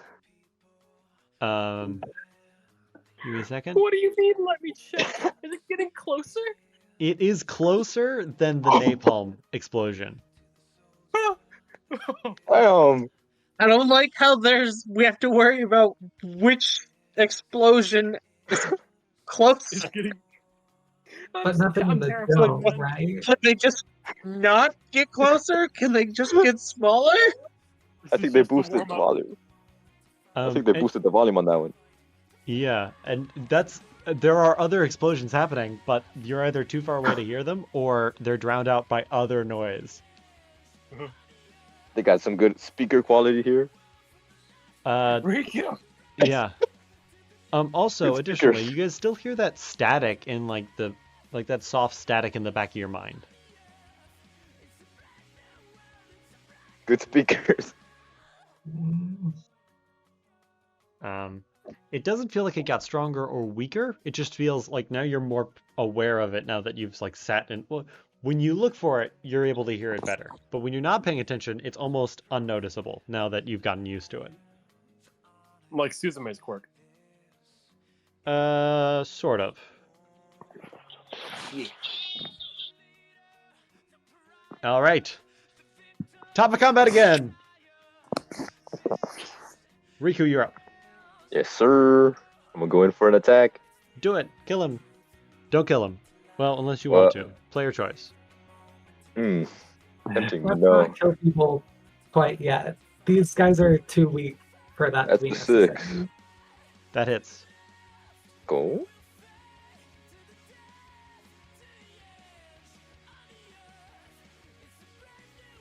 $13.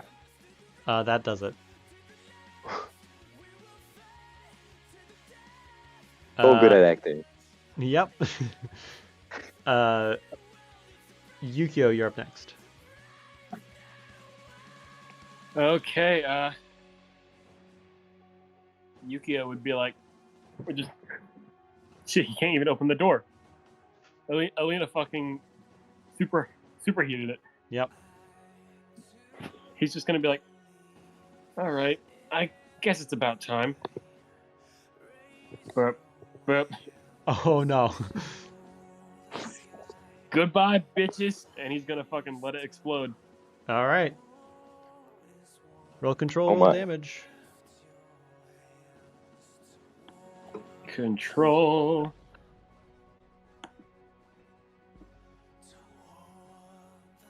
Oh, that's good 11. enough. Yeah, you. It doesn't really like. You hear it go. You like feel it go off, but the only other person who probably notices is Alina. How much damage What would I does roll? this pixel do? Yukio, if you want to enlighten the class. Oh, so was it my initial idea? I think so. Do you want to like tell them what the damage is? All right, Obvious- so would that be 3 rounds now? Yeah. So it now has 3 charges. All right, so basically it's now 3d4. Oh my. It's Oh, 1d4 damn. per round of combat. It's active. 8 damage. Non-lethally. Non-lethally, Ashton. Yeah, it's there's a soft flash from under the door. Non-lethal explosion. I Yeah, believe it it's also does like a destroy the brick- pixel, though, correct? Yeah, it destroys the pixel. All right. Damn. But Yukio, you know that room is empty because you saw it before you closed the door. He'd be like, okay, good to know that works. 2, 3, 4, 5, 6, 7. Oh, hey, Yukio.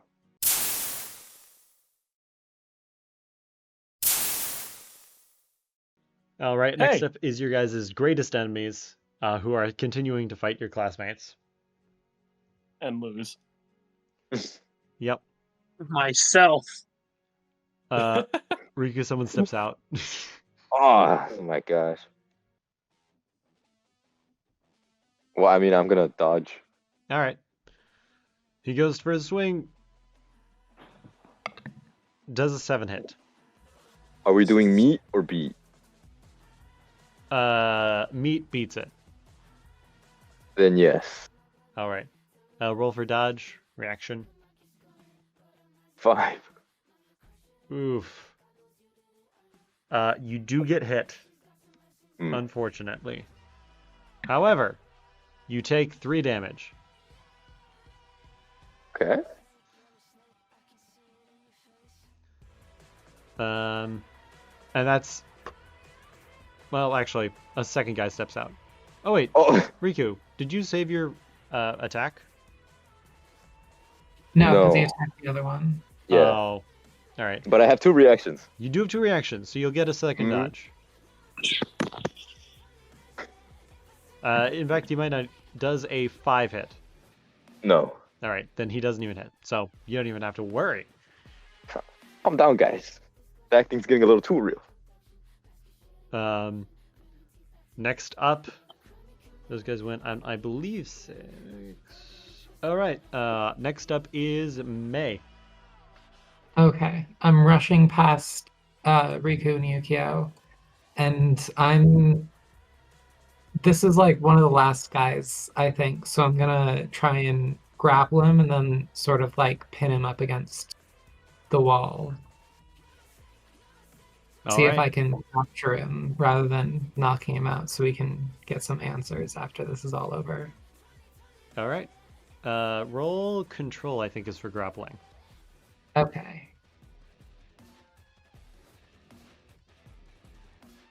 Hmm.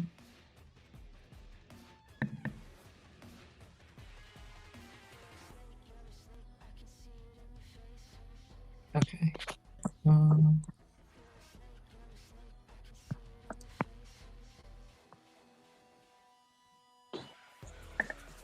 Okay, that's a 7 for control. Oh, he just slips out by 1 point. Okay.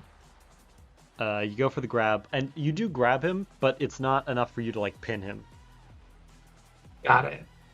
So, Um, but what I can say is if you want to like, the next attack on him will probably be enough. You guys have been knocking these guys out pretty much consistently. If you want to like ensure that the next attack on him is like not a knockout hit, just you're out of the fight hit. yeah, I would like to do that. All right. Break his leg.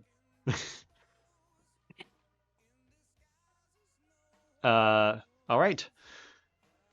Next up is Man. Ojiro and your allies. You see, Yoyorozu is saw Jason go in, but is very much like a I should not go in. I know it's a narrow hallway, and I don't know what's going on in there. She doesn't think she'll be effective. Alina starts moving this way. Gets there, makes an attack. Please be effective. Yep, that hits, and then does sufficient damage where he's like he screams out in pain, and then he sort of like begs to be let go, and May, you can move him out of the sphere of danger. But he is currently out. You see Tetsu and Odriel like move into this room, and you just hear the furious sounds of like kicking and punching.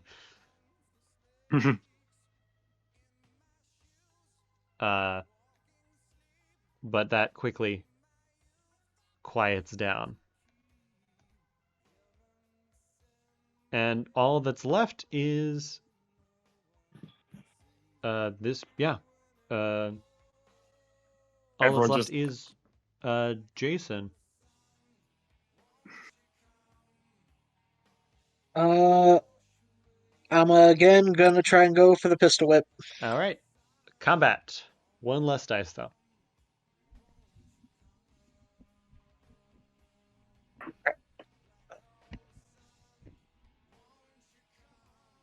+2, right? Yep, so Yep. 7. That hits.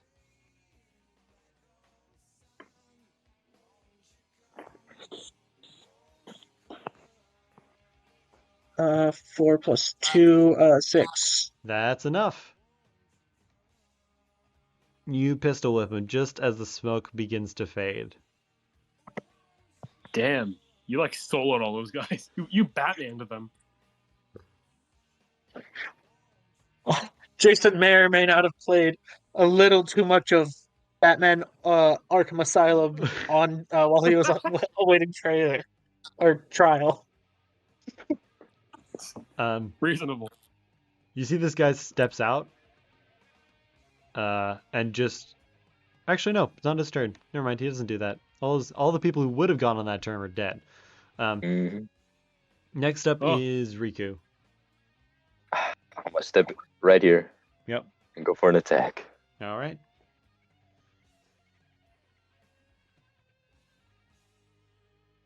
Eight. 8. Yeah, that hits.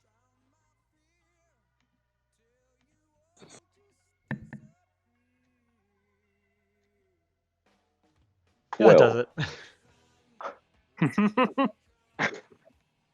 Woo, I think we win, guys. Yep, you guys have finished up all the people. Well, at least all like the people you can see. It's a pretty big storm outside, so it's hard to tell. But for the most part, you guys have won. Momo moves over towards this group, and you see the other two start to move over to join. Okay. That went way better than I thought it would. I told you, it's just acting, dude. Well, we've got a guy here. So what's going on? What's happening right now? Clearly, it's acting. I brandish Jason my would like lightsaber. Jason would like to inspect the weapons that some of them were using to see if any of them may be compatible with his. With his weapon. His quirk. None of them have guns. I've learned my lesson. Damn it! Then we'll just take them. You gave me the option of being an American, so I'm using my my Kekkei Genkai My Second I Amendment. get from my American bloodline. Yeah. No, I know. Some of the guys will have guns, but these guys looked like they all fought with their quirks or like very basic like attacks. Like some of them were a little bit more muscly, but they still went down really easy. Turns out they actually are actors. So Really? what's going on? Why are you here? Why are you all attacking us? We were hired. I told you Hired by guys. who? Huh? Hired by who? The League of Villains. The League of... What? Hired to distract superheroes while we kill All Might. And it's then you hear another explosion. This one is closer. In fact, I would say much closer. In fact, I would say this much closer. Oh no. Oh. Why is the So Super Saiyan outside? Very interesting storyline for this acting gig. Yeah. So it's a shockwave that runs through the entirety of the building. Luckily, the What? snow does a lot to muffle the damage. Okay. The two rooms closest to him. Let me find a good marker tool. Yeah, this one. These Of course, two those rooms rooms simply don't exist anymore. stop existing. Oh. No. Like they just disappear? No, they are torn to splinters by a shockwave. Oh. As you see So a is the hulking wall figure step open? out of the blizzard. Oh. Goku? I think that's the professional actor. May and Jason and everyone else, you hear the sounds of a sniper rifle go off. What? Oh no. Some good ambiance. Riku, shut up! Unfortunately, Ojiro Crazy. gets hit in the shoulder and Oh my... takes. Oh. Let me roll to check Oh. because there's a theoretical possibility that he does not die instantly. He could miss. What? Hold on. He could die? Not die, but he gets hit in the shoulder and crumples to the ground. How much do we want to Um, change the story, guys? Where's the shot coming from? Do you want to roll perception? Yes, please. Roll perception then. It's a 4. 4. Oof. Well, luckily, it's very easy to tell where the shot comes from because it goes through Ojiro's shoulder and embeds itself in this wall. And I can sort of create a rough line. I can point out a rough line. It starts here and then traces almost out the window, but that's the sort of line it takes. And you see somewhere out in the snowstorm, a sniper has been fired and it has hit Ojiro.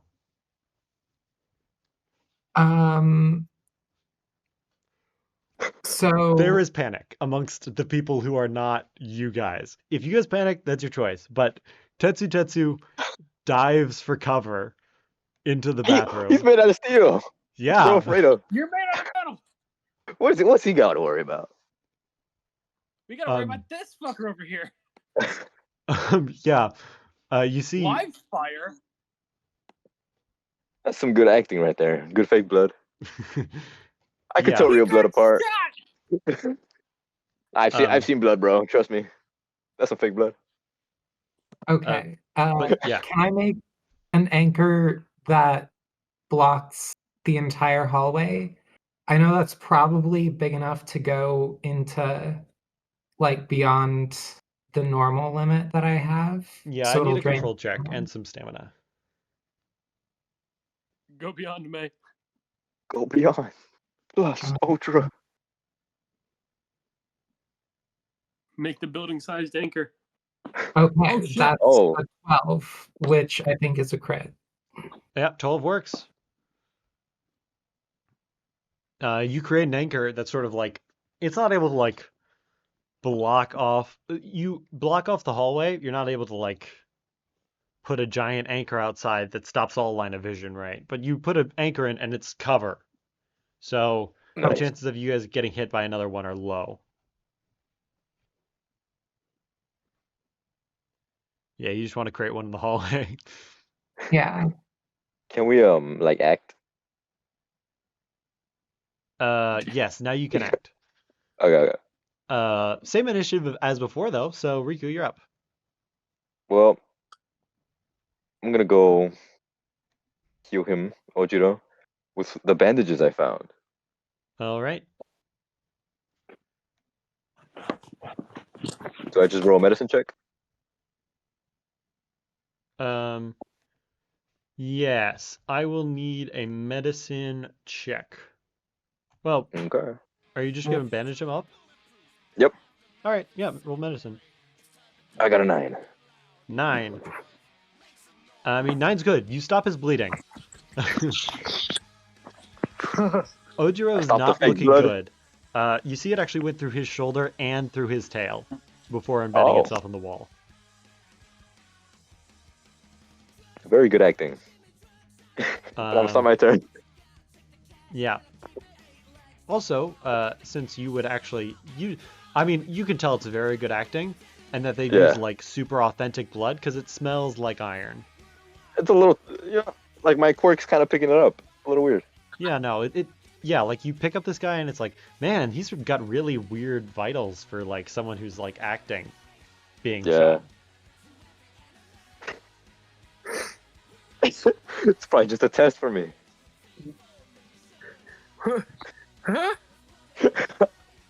Oh, May, did we say how much stamina that used? You did not say, but the way I wrote the quirk is that it drains constant stamina per round, All right. at kind of a slower rate rather Yeah. than an upfront cost. Great. I don't have the sheet up right now, so as long as you know, good.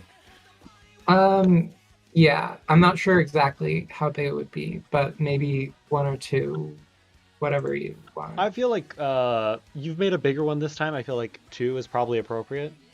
Okay. But you don't. They don't. Luckily, they don't drain on the first round. It's up. They drain the next subsequent rounds. Got it. Hold on. So Ojiro stable? Like he's stabilized? He is stabilized. He is not up. Yeah, he's okay. You We'll can take see him- those. Yeah. He is like rolling in pain. You have to like hold it. Tetsu actually helps you hold him to the ground so you can actually like wrap his shoulder quickly. You see he's crying out.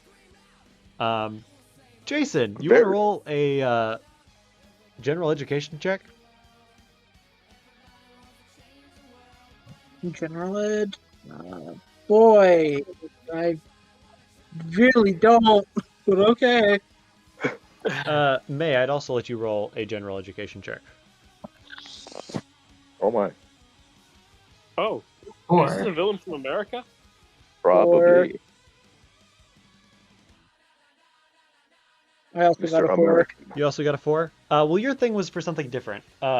You've really got to look at him now. Like earlier, he was on like the other side of the building fighting people, but now that you've seen him get shot, you recognize him from one of the photos in the kickboxing studio, Onjo, as one of Onjo's students. Like Oh, he's been in a few of the photos, and he has like one of the tournament pictures.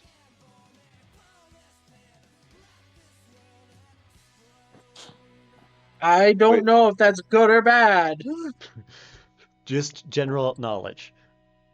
Wait, who? Ojiro or like the bad guy? Ojiro. Ah, that makes more sense.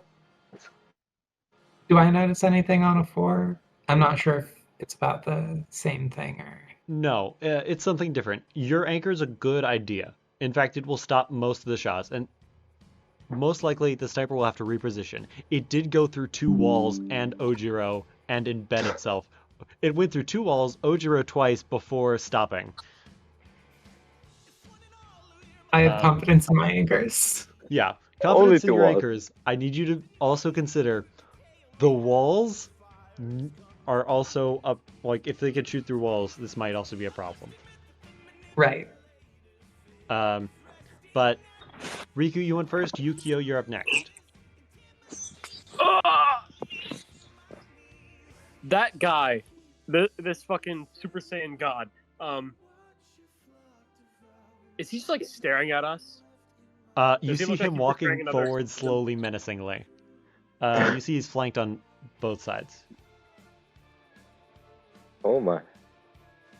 And just like this is all just open area right now, right? Yes. The snow is starting to drift in. You guys feel like it's cold, but it seems like supernaturally cold, if that makes sense. Like someone's turned the AC down really low. Wait a minute. Yukio would look over to the room where the guys were that like where I had my eclipse pixel. Are Yeah. they just gone? They are shred through with splinters. Oh, he doesn't care about his team's casualties.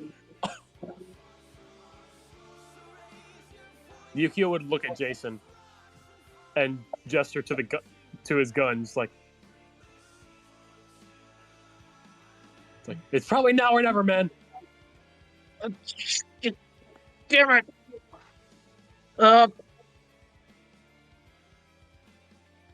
don't know how far I can hit with that. It's probably got good range at like. You could probably hit confidently something at 30 feet. Now, that's a little bit unrealistic. Most people are not that good at shots, especially in like these conditions. But for the sake of gameplay, 50 feet away. I feel like we can. Okay. I can give you 30 feet. An eclipse pixel wouldn't work. Probably wouldn't last long. But yeah, Yukio, do you Yukio. want to do anything?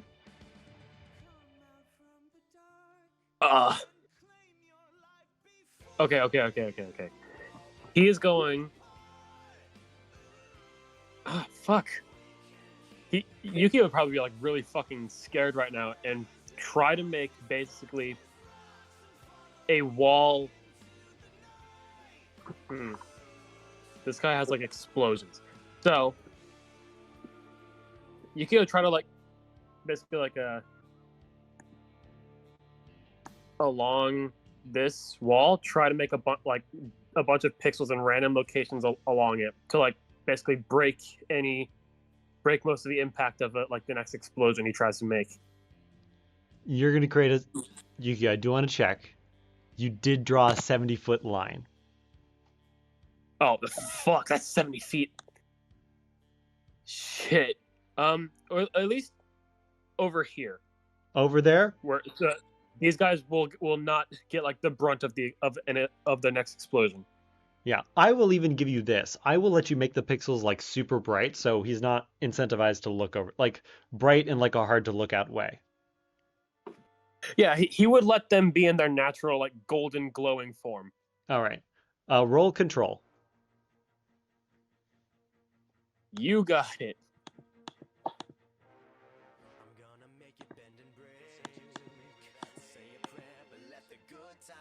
Huh. 14. 14's good. It's difficult to make pixels. You're making a whole bunch of pixels, which is the big problem.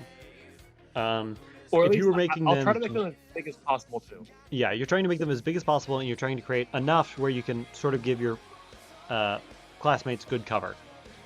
I need 6 stamina. But you are able to do it. They probably won't take... They will tank the first hit from the seismic stuff. But 8 stamina. yeah, it's not pretty. Okay. And then he's just gonna hold the lightsaber out in front of him, and that's his turn. All right. Next up is the sniper. Let me move her. There it is. So she need to go.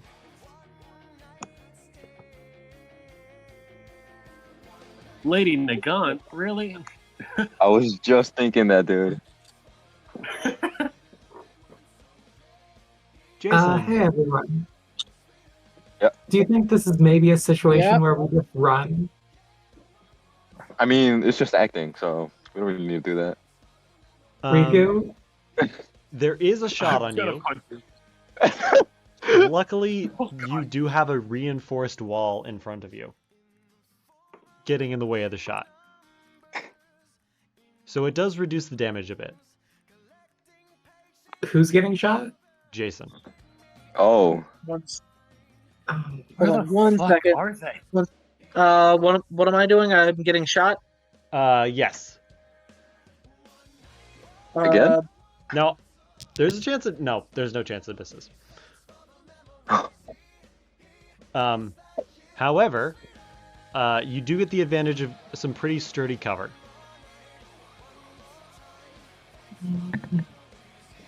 Oh. Jason. I have a Yes. question. Yes. Yes or no? Oh my.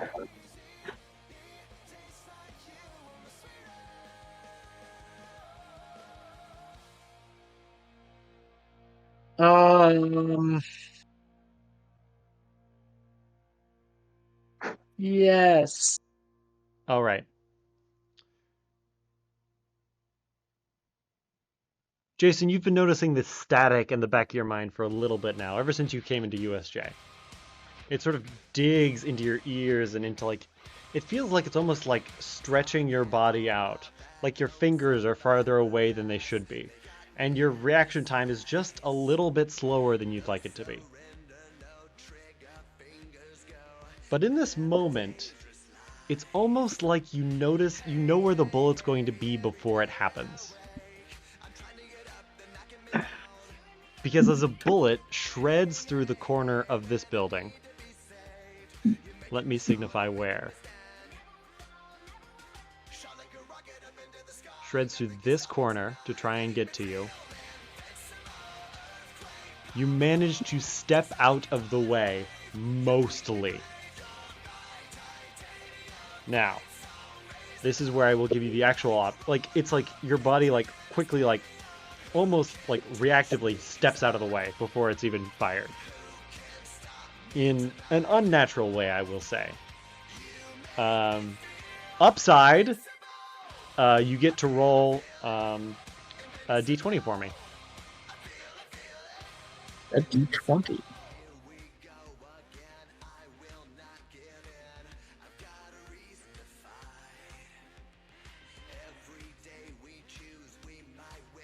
$16. All right, I'll keep track of that. Don't worry about it. Downside, you take a quarter damage. So of the maximum damage that you would have taken, you only take 10. Okay. That's a quarter? That's a quarter of the damage. That's half my Oh health. my but okay. Holy shit. But anyone who's paying 45. attention to Jason almost sees him like it's not like lightning, but it is like a weird like movement. It's like he like shifts unnaturally. Like he jumps, like he very quickly like jumps out of the way. And for a second, you're not 100% sure if he even moved at all. The only thing that does change with Jason, really, is that now he has a sniper wound going through his, like, upper forearm. Oh, Oh no. That's some good acting. Rico. It's an Just ignore acting. him. Next up is May. This bit going on too long. No, it's fine. For the characters, yes. For us, no. It's just funny. I love it.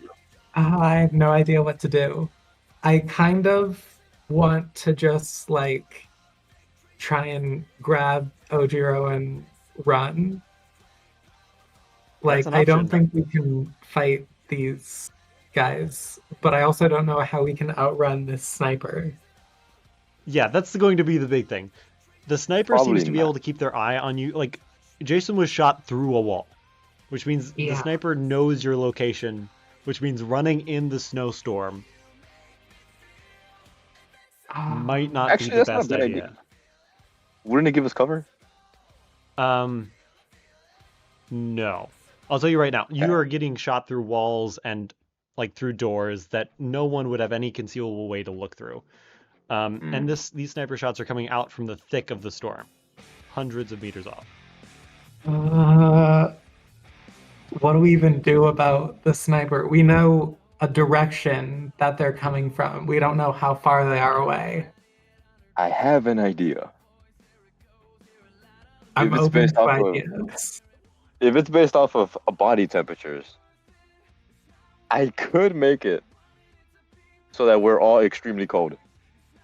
Just incredibly lower our body temperatures. It's a little risky, but it might work.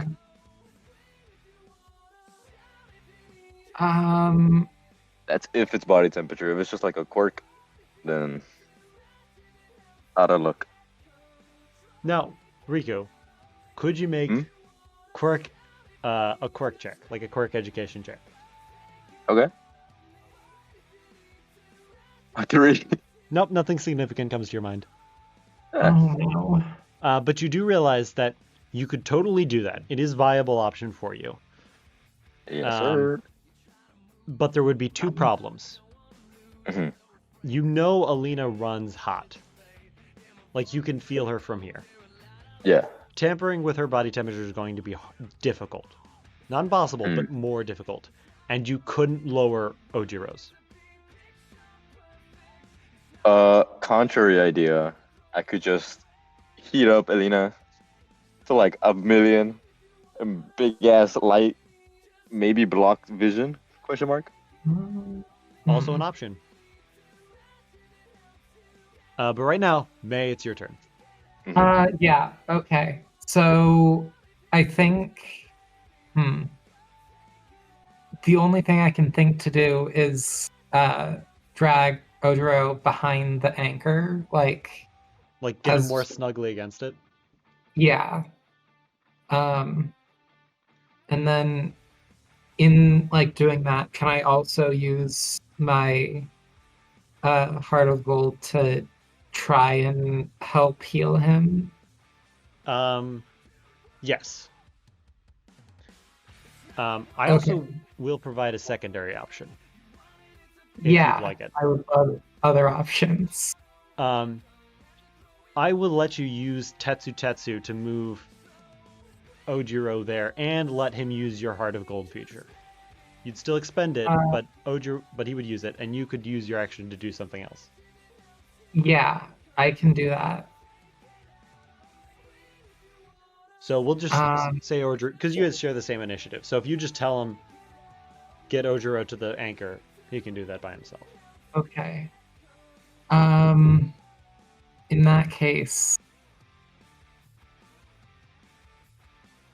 I don't want to rush out at those guys. Let's see. I want to see if I can. I know I made the anchor big, but is there a way for me to slip past it and try and get towards a window so I can at least like see if I can tell where the shooting is coming from?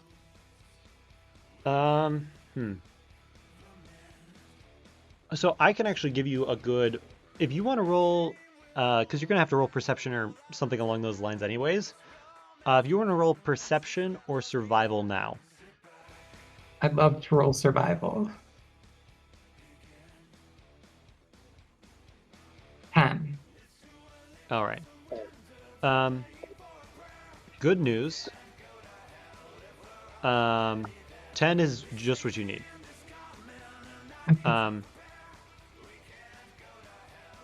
But what it shows you is that the first bullet, of course, came from like this area, like through this area towards the towards Ojiro. The second one, of course, clipped through the building. So you sort of see that arc, and you imagine if you continue that arc for a brief period, you imagine that the next opportunity will be Ojiro's good, but Riku and Tetsu will be within the next line of sight for the sniper shot, as well as Jason if he does not move. Okay. Because this is she'll end up sort of over here. Yeah. So what I'm thinking, seeing these like massively different arcs, is that she has to be a lot closer to be able to move that fast, or she's just insanely fast.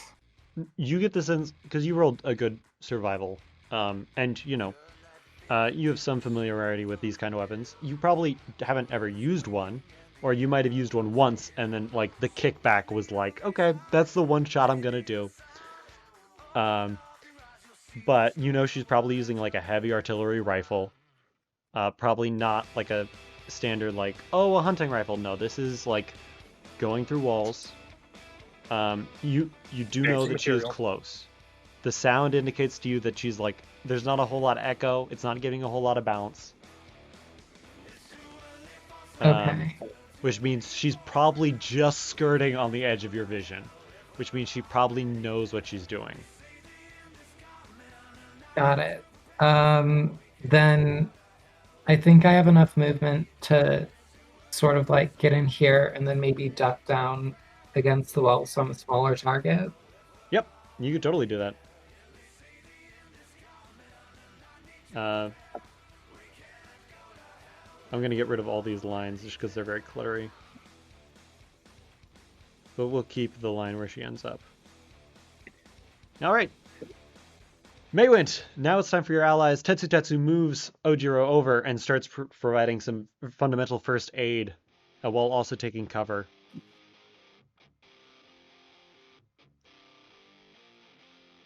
You see Yayorozu spends a lot of her lipids creating like a shield.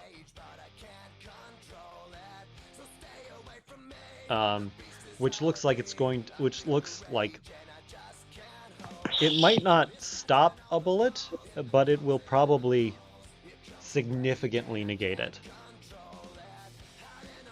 But she like sets it up, sort of trying to covering any holes that Yukio might have missed.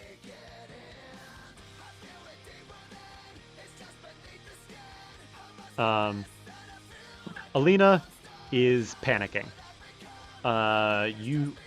Anyone who's familiar with this sort of thing sees the full flows of like a panic attack on her.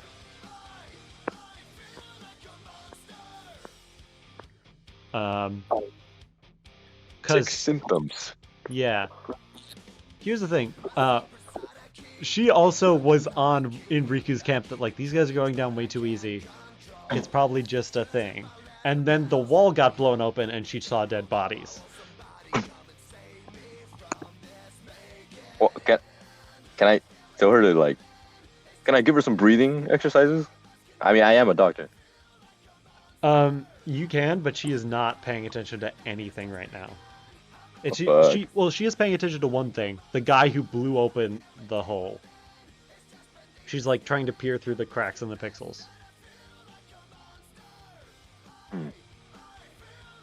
So it doesn't see. She's not out of the combat, but she is like frozen in place.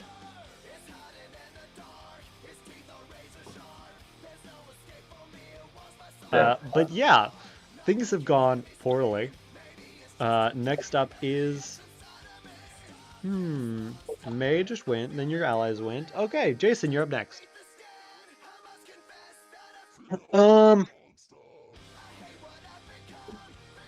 Now, I believe May would have told you that you're still in the line of sight for sniper fire.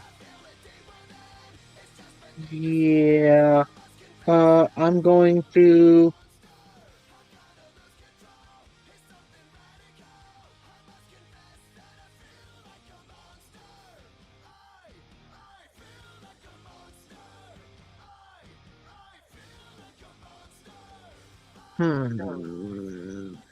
You could always save your bullets until he gets closer.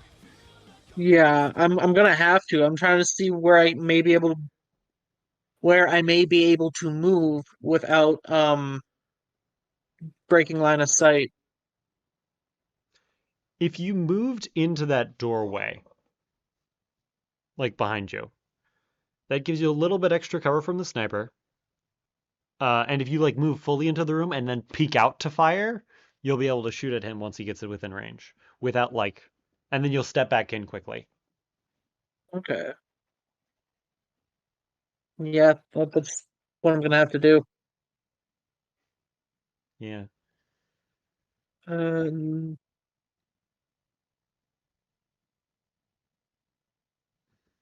yeah. Okay. All right. Speaking of enemies, 1, Huh? 2, 3, 4, 5, 6. 1, 2, 3, 4, 5, 6. These guys just get in. This guy probably get in here. Oh no, those are no longer walls. All right. 1, 2, 3, 4, 5, 6. All right. Yukio, Momo. Holy shit! Yukio looks terrified. It's just acting, Yukio. Chill. I don't think it is. Oh, sorry. I need to create a square because that's how his shockwaves work. Oh lord, it's a method acting.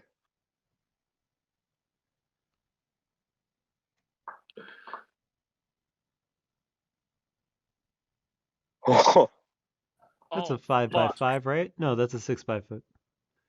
There we go. 5 by 5. Sorry, Ayarozu. Well, you did actually shield her, luckily. Not And she had a myself. shield of her own.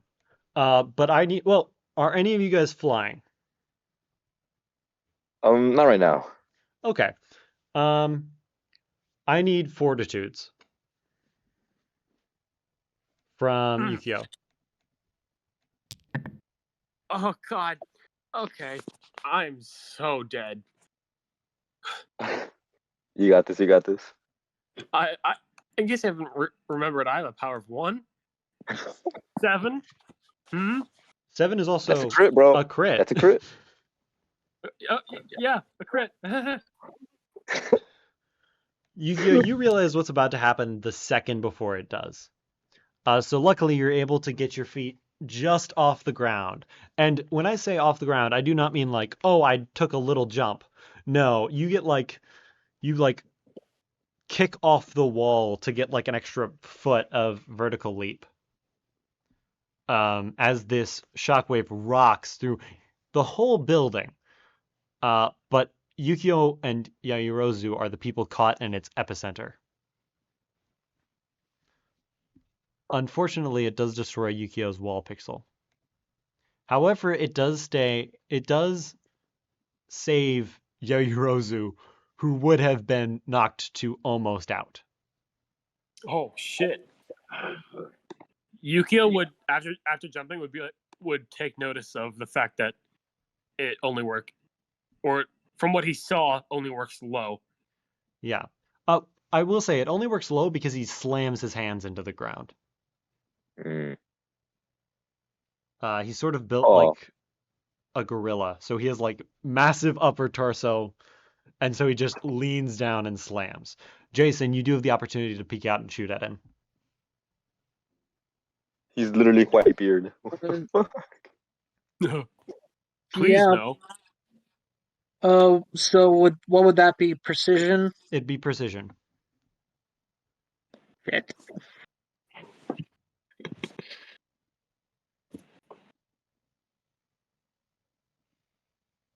Oh, Two.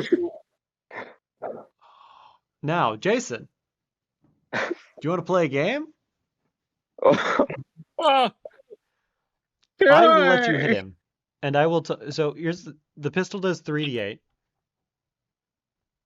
You'll spend a Mhm. Oh round. my. I'll let you hit him, but you have to step into the sniper's line of fire. Mm. Sniper might not hit.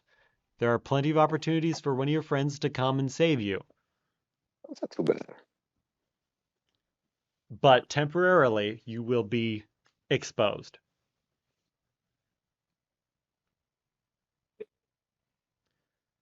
Mm. The 2 does miss. I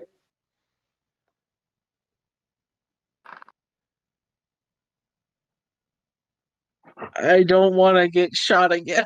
That took half my health. don't worry, I'll put a pixel. I'll Riku also has a plan to get you guys some cover if he can get to his next turn. Mm-hmm.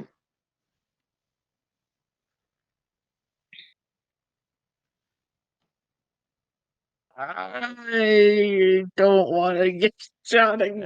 Listen, it's fine. If you don't get shot, you don't get shot. You whip around, you fire, and you whip around too quick, and you're not able to get the precise aim you were looking for before you have to dive back into cover. So you miss, expending one of your ammo charges. So I believe you're now at 7.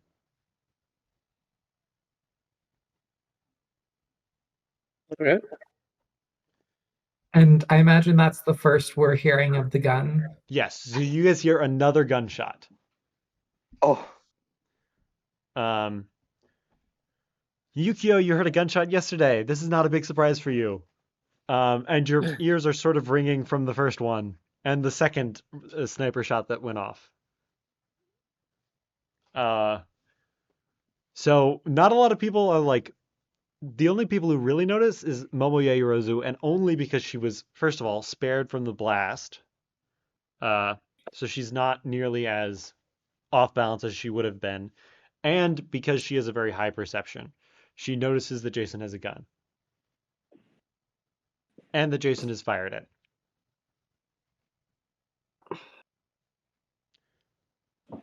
Riku, you would probably also know, and May, you would know the sound of the gun. Did Jason take that gun? All right, well. Looks like it. top of the round. Riku, you're up. Okay, I'm gonna go to Elena. Yep. I'm gonna tell her, hey, relax, relax. Look, breathe in, breathe out. It's all just method acting. Okay. Now, I get the sense that you somehow have something related with heat, because I can tell that you have a above average heat temperature, and yet you're perfectly healthy. So, if you don't mind, and then I'm gonna use my quirk to basically give her like a 140 Fahrenheit fever. Oh, yeah. Would All that be right. Transfer control? all of our body temperature to her. Yep. She sort of gets what you're going for, and she's just gonna spend her round like she's gonna semi-combo with you and start heating up as hot as she can. Let's go. So I roll roll control. Okay. 13. Give me a second.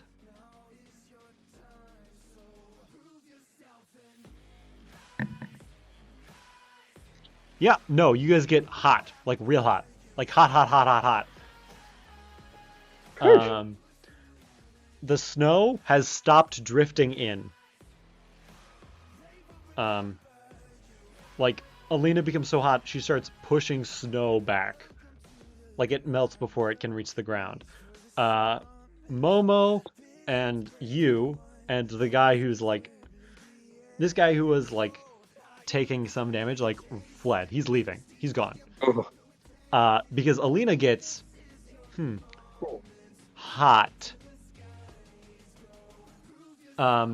You're starting to get like sunburns from being too close to her. Damn. Okay, as a reaction, could I use my quirk to negate that? You could just step away too. Oh yeah, I'll just step away. You have plenty of movement. Also, how much stamina was that? So here's the thing: you weren't able to get it with your power. Alina sort of comboed with you. So she was also she crit on her, whatever. She rolled stupid high. So you don't have to spend a lot of stamina. I will require 3 though. Okay. Making someone go from normal temperature to 140 in an unreasonable amount of time is going to be a lot of stamina. But yeah, she gets hot very quick. Nice. Next up is Yukio. Yukio would think for a second. Then he would look over Yairozu like,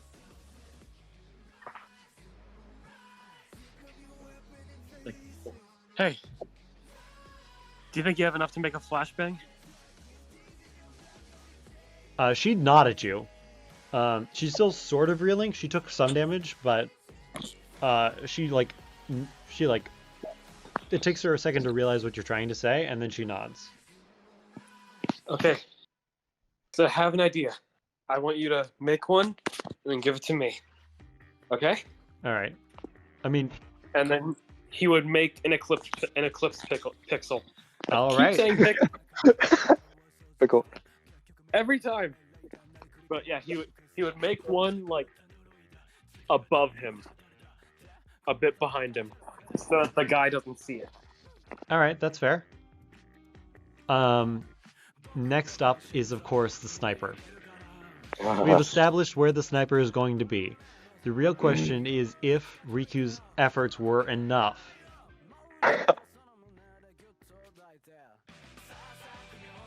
They are. Let's go.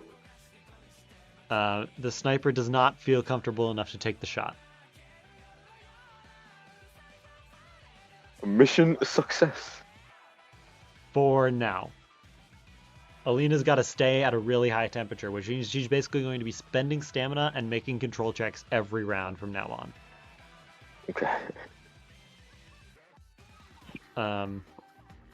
Next up is May. May, I will say, you do have line of sight onto the guy, because that wall is destroyed. Yeah, I was gonna ask, is that wall there or not? Okay. Let's see. 6, 7. I could get close enough to hit him. Yep. And I think I will. All right.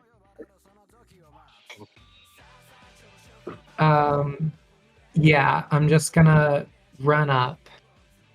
And can I do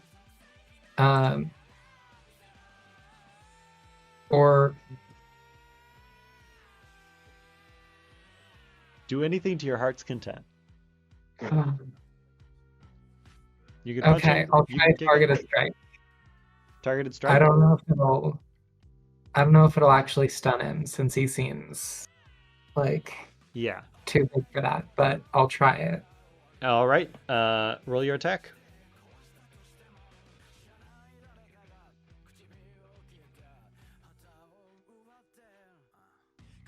Oh, that's the Damn. crit. Crit. Oh my.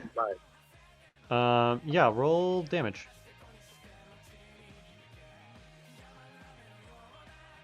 May, he's just acting. This guy is going down. So that's 14. 14. So he's not going to be able to stop any of the damage, but he's going to try and block to save himself from the stun. If that makes sense. Okay. So we will take the full 14. Ow. And is that based on the combat roll? Yeah, so he's basically... You crit on the roll for the combat, right? Yeah. So it was an 8. Yeah, you got 18, it's a crit. But he's basically trying to make sure... I want the saves to be a little bit interactable, right? Otherwise, Yeah. you just stun lock someone, and then it's like, well, great, combat's over.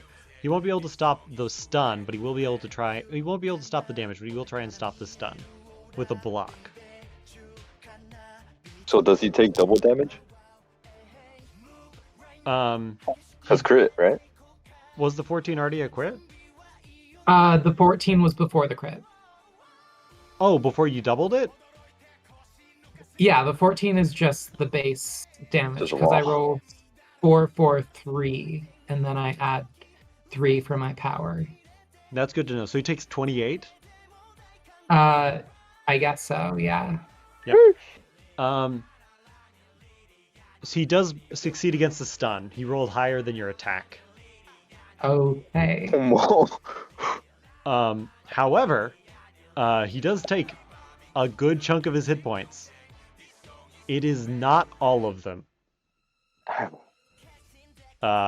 It seems like the other guys were sort of the appetizers to these two.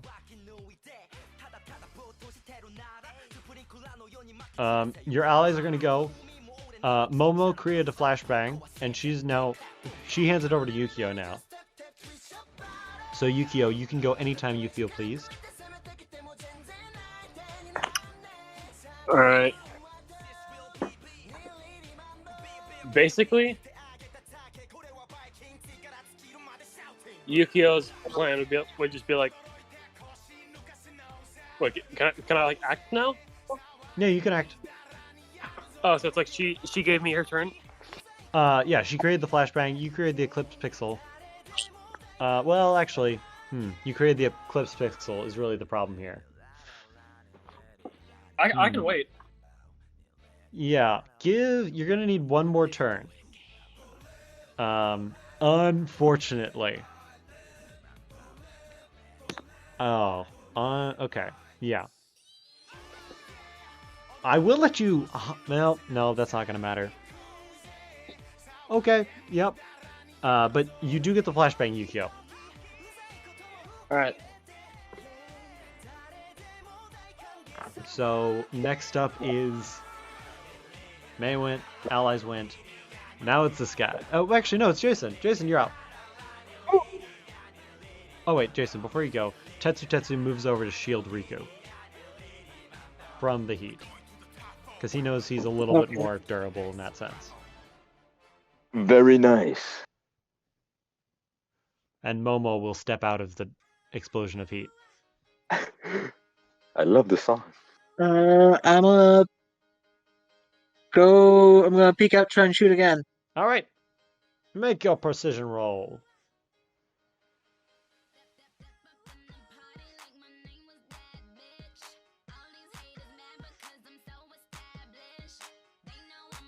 Whew. That's a crit for me. All right. Roll your roll damage. Oh wait. Yep, roll damage. What was it? 3d8. So it's 3d8.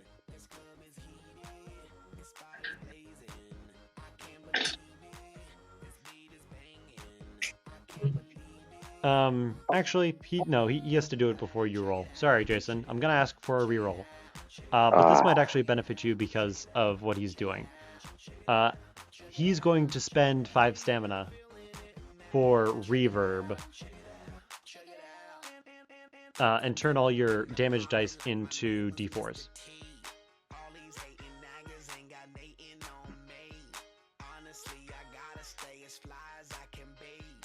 So, since you rolled a 2, and a 4, it's actually an upgrade for you, because you can actually potentially do more damage. One less is not bad. And it's a crit, so he's going to take 14. Which is good. Unfortunately, May, how much health do you have? I have as much health as I need. All right. Reverb transfers the damage he takes to the squares around him. Okay. So you also take the 14. I'm still standing. All right, as long as you're still standing. That's the only thing that matters.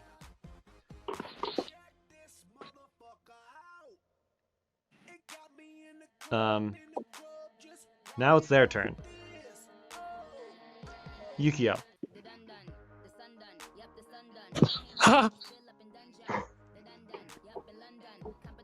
Oh wait, can I ask? Yes. Can I block the reverb damage to take half, or is that only for a regular attack? This one's... I'll let you, but yeah, this one's a little bit... I'll let you, only because he's like making fortitude... His whole thing is you've got to make a whole bunch of fortitude checks against him. Okay.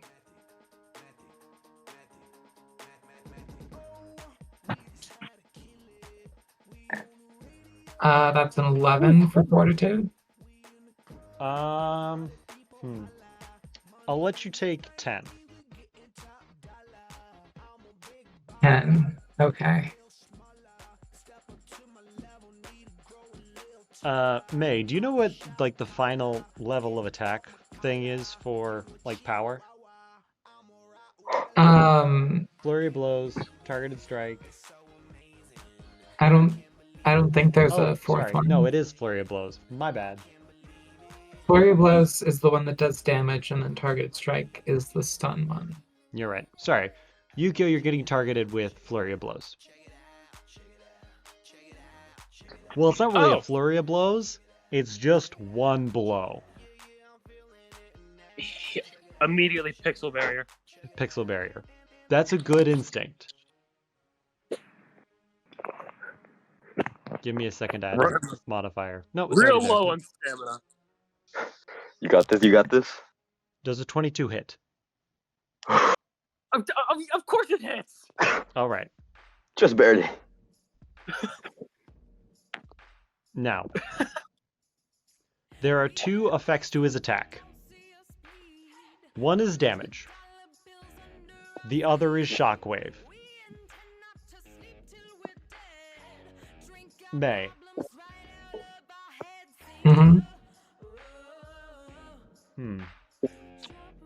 You can create anchors. We've established this. You can create anchors to block attacks. We've established this. Yeah, I have done that before. How much stamina would you like to spend to negate this attack right now? Let's see. I'm down to 18. So how about I spend 10? 10 stamina. Would you be willing to spend 2 more? I guess so. All right. Yukio. The damage you would have taken with your pixel there.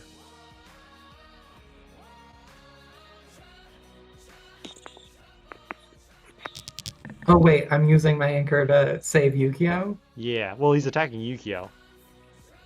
Oh, I thought that was to block the shockwave. Yes, I definitely want to help Yukio. All right. I thought you were supposed to be like, oh, never mind then. Yeah, no, Yukio can down. Yukio, you would have taken 62 damage. The damage would have subsequently transitioned to Momo Yayurozu, who would have taken half of that, and Alina, who would have also 31. taken half of that. That was just Oh my. Nah, bro, I got you. Luckily, May is there, with her ability to create immovable objects. The hero we needed. It does have an additional effect. Yukio's life flashes before his eyes. Which is great. Because it destroys the dome that generates the blizzard. Holy fucking shit. Damn. This guy's Nomu level, isn't he? He's a very good actor. Well, see, that's the thing. Normally, all his attacks are centered either downward or forward, but Maze sort of let it reverb back out into the dome.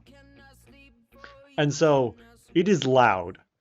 Like, Yukio, your ears are bleeding loud, because it sounds like you were in, like, the biggest church bell as it rang. And you've lost hearing. May and Momo are in a similar situation as well as Alina, and the two lackeys who are coming up to support him are also covering their ears. But yeah, anything within 15 feet, any person within 15 feet of Yukio or this villain is deafened.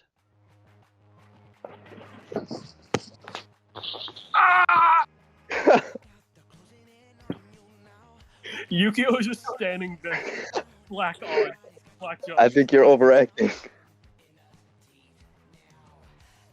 It does also destroy whatever was left. Like, it does, like, the shockwave. Like, snow is getting pushed away. The roof is gone now, but it was blown away, so it's not, like, falling on you guys. Oh my. But yeah, that's the villain's turn. Riku, you're up next. Okay. How is everyone looking, health-wise? I've got 14. Okay. I'm at 10. 11? 10. 10? Okay. Momo Yayorozu looks hurt, but she seems she seems better than Jason. Okay. Alina does not look injured for the most part, except that she is running a very high fever. She got this. And as we have established, Ojiro is stable, but not moving. I'm sure he's fine. Yukio?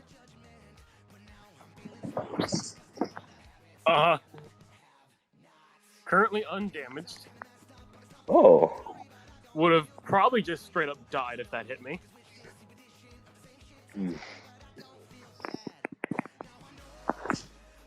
Okay. So, okay. Yukio, you got you crit earlier on that fortitude roll? I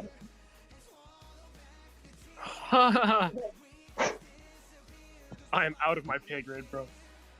Okay, bro. Seeing, May just coming clutch, I'm gonna go heal May. 1, 2, 3, 4, 5. How much does a first aid do? The first aid kit, or do you want to, like, heal her with your quirk? How much does a first aid kit do? Didn't you use the first aid on Ojiro? He used I used the bandages on bandages. Ojiro. Oh. Which is why Ojiro is still not up. It'll do 2d4 plus 4. Plus 2. 2d4 plus 2. A D&D healing potion. Yes. Yeah. 2d4 plus 2. Don't tell them my secrets. Oh, that is a good amount of healing. Yeah, but I could also just do 3d6. Huh.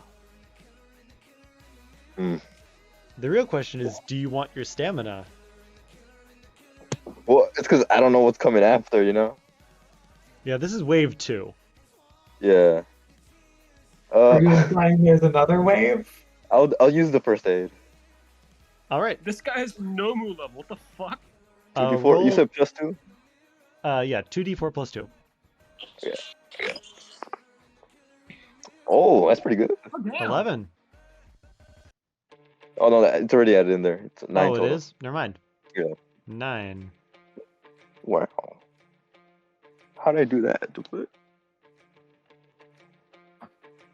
Okay, 9. So I'm basically back up to full.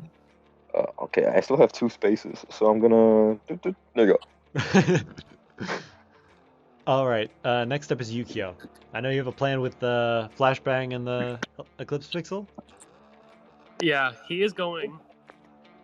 Like, after he like looks up in fear, he's just gonna smile. Bring out the flashbang, as well as the eclipse pixel, right in front of him, and right behind the flashbang. And he's going to basically just like flick it up and set it off directly in front of the giant's face. All right. And basically try to have the eclipse absorb most of the light that it can. All right. But before he does that, he's going to be like, everyone close your eyes! And then immediately set it off. Yeah. Do you guys close your eyes? I'll try to. I mean, if you close your eyes, you close your eyes. I imagine you guys heard Yukio like did something. He like asked Momo for a flashbang. You saw that. Yeah. Yeah, I'll close my eyes. Yeah, I'll close my eyes. All right. Since he is not your ally, he does not get the immediate save. But he is very quick. He is not blinded. He manages to get his eyes closed and just he. It seems like he recognizes it when you throw it up or flick it up.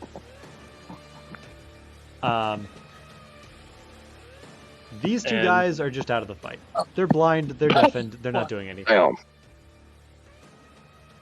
And as soon as that happens, he's going to basically just like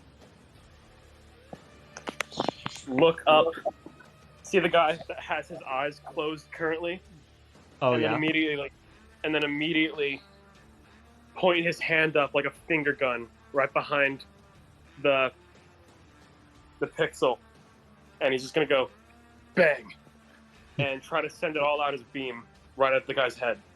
All right. It will get another 3 charges from the flashbang. Because they're really, you basically absorbed all the flashbang that was in front of the pixel. So that's the only reason that May might have needed to close her eyes, is that was not covered. But yeah, roll control, then roll 3d8.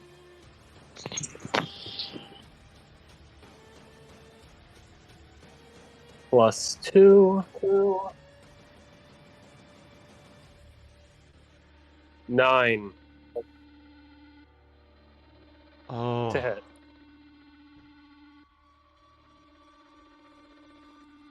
My guy, you are lucky that he is blinded.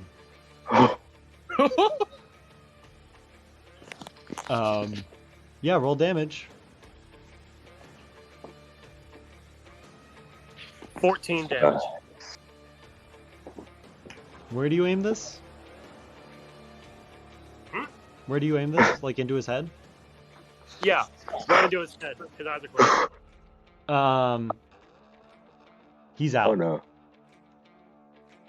That was the damage. Yep. He couldn't. His AC was lowered because he was blind. Reverb doesn't work on non-physical attacks. So Riku, Alina, and Yukio. But yeah, he's gone. Well, he's not gone. He's just knocked out. His face is just like singeing. Yeah, his face is singeing. His eyes were still closed, So he luckily preserved most of his eyesight.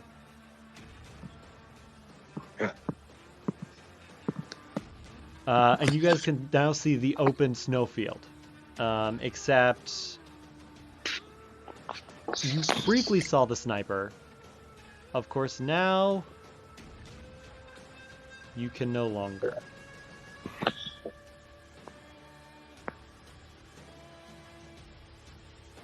Yukio's just like Dash to out of chase. breath.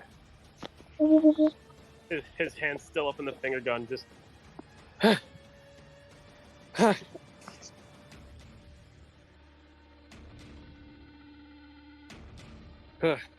And that is his turn. Yeah, I mean, Sniper is still out there. Next up is May. Yeah. So you said we could briefly see the sniper. Was that when like the snow cleared up from the shockwave? Yes. Okay. How far away were they? About 100 feet. 100 feet. Okay. Can I rush out and get them? Here's the thing. You can no longer... You saw the sniper temporarily. Like, you saw their location, and then they've subsequently stealthed off. So now they've taken actual legitimate cover. Okay. And running towards a sniper in an open field, not a great idea. If you want to make perception or survival to try and spot them first, I'll let that happen. I would like to make survival, but one thing that I feel like helps me there is I can sort of create my own cover. Yes. So that's an 11 survival. On 11 survival, you notice the important thing, which is that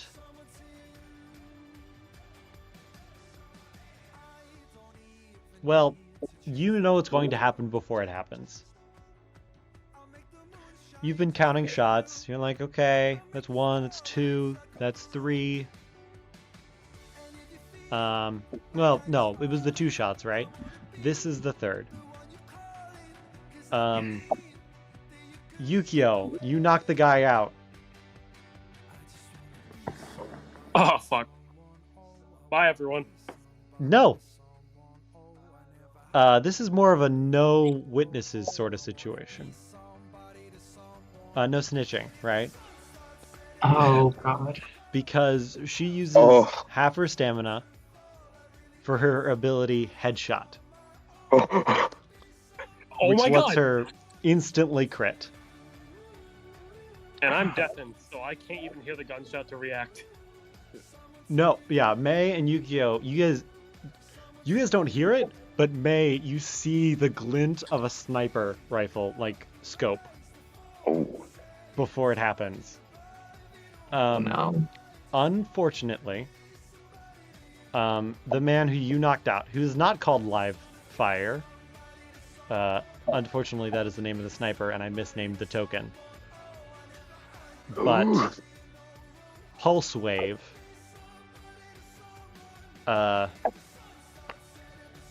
is executed from about 120 feet away. Very good. Very good method acting. I'm not going to roll the damage. Because she does a lot of damage. I'm going to roll the damage. Let's roll the damage as friends, guys. 1, 2, 3. I love being friends. So that almost looks like brain matter. This is her headshot range. If it, D12? yeah, well, she does get to re-roll the D2. So 21, 28 times 2. That's That's about Yeah, so she's 56. got. He just dies. That's it. There's a blood splatter, and then May, you see her like run off into the snow away from you guys. In the sky, and I give you my all, but now. Holy shit. Crazy method acting, guys. So you actually do get a glimmer. You do see like her figure, which I can pull up now, just for future reference, in case you guys. Yeah, is she the same woman who popped out of the portal that we saw earlier? No, No. This is the lackey. we have live fire. Damn. Okay. Not that big, obviously, but I No, hope lady. not. you see a woman We're with both black in charge hair of us. and like a winter like coat run away.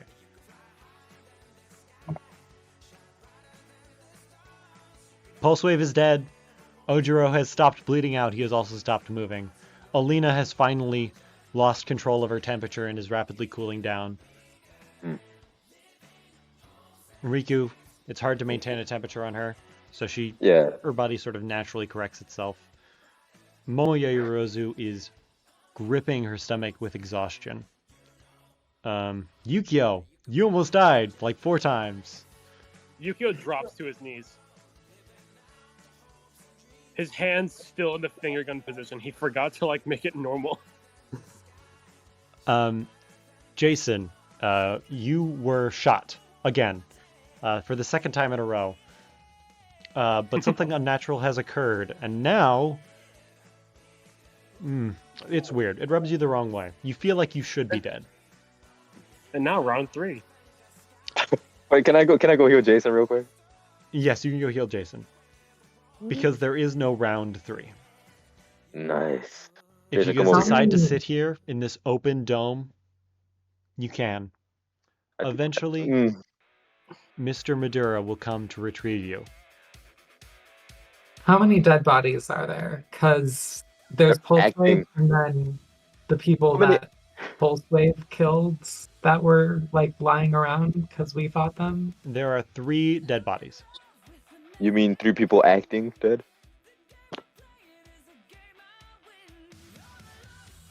Yukio can't even say anything. He's deaf. Yeah, no. There Yeah, are I'm literally 3 dead talking to bodies. May, you are closest to all of them. They sort of surround you in a circle. Yeah, I think May's just gonna sort of stand there shocked at what happened. Like the adrenaline has kind of worn off after the battle, and she's just like not sure what to do about all of like the death and destruction.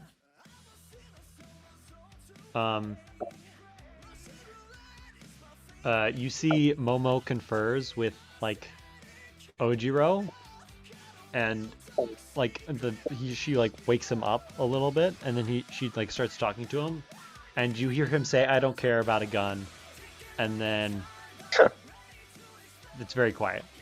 And if you guys want to roll insight or not, Oh, Jason, that's 10 health. hey, you're back Yay. at full. Yeah, just in time to get shot again. That's a 5 for insight. You get the sense that no one will tattle on Jason for using the gun. Okay. For That's- 2 reasons. One, it wasn't used to actually like kill anyone, and they saw if you'd used it against the little guys, there would have been a problem. But since he only used it against the big guy, and since it wasn't like he wasn't going for the kill, well, he might have been going for the kill, but since he didn't get the kill, and these guys can't tell the Can't be difference. proven. Yeah, Or there's no witnesses. Alina can't see anyways. The guy who was metal didn't really notice that there was actually like a gun. And like I said, Momo was the only person who noticed. After she conferred with Ojiro, they've decided it's not really worth pressing the issue. And she knows Jason, so she's probably just going to talk to him about it afterwards. We need to take care of Momo. But yeah, do you guys wait here or do you go out towards? There's still lots of battle. Like you hear the sound of battle outside of your Yukio dome. just like Make them over here. absent-mindedly start walking. I say we first would go into like- a room.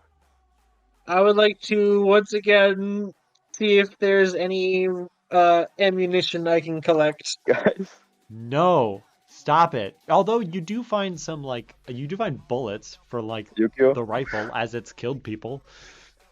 where are you going? Ah, Not rifle. yes. Sniper. And also, I would imagine that she doesn't think to drop the anchor until it sort of drains the rest of her kind of small stamina. What actually happens when I drop to 0 stamina? Nothing. Thankfully. There Okay. might be some actual drawbacks, but if you like it drops to 0 and then this anchor just sort of fades, and then you realize you're exhausted, your adrenaline drops, and you're like, okay, now if there's a gun, I can't do anything.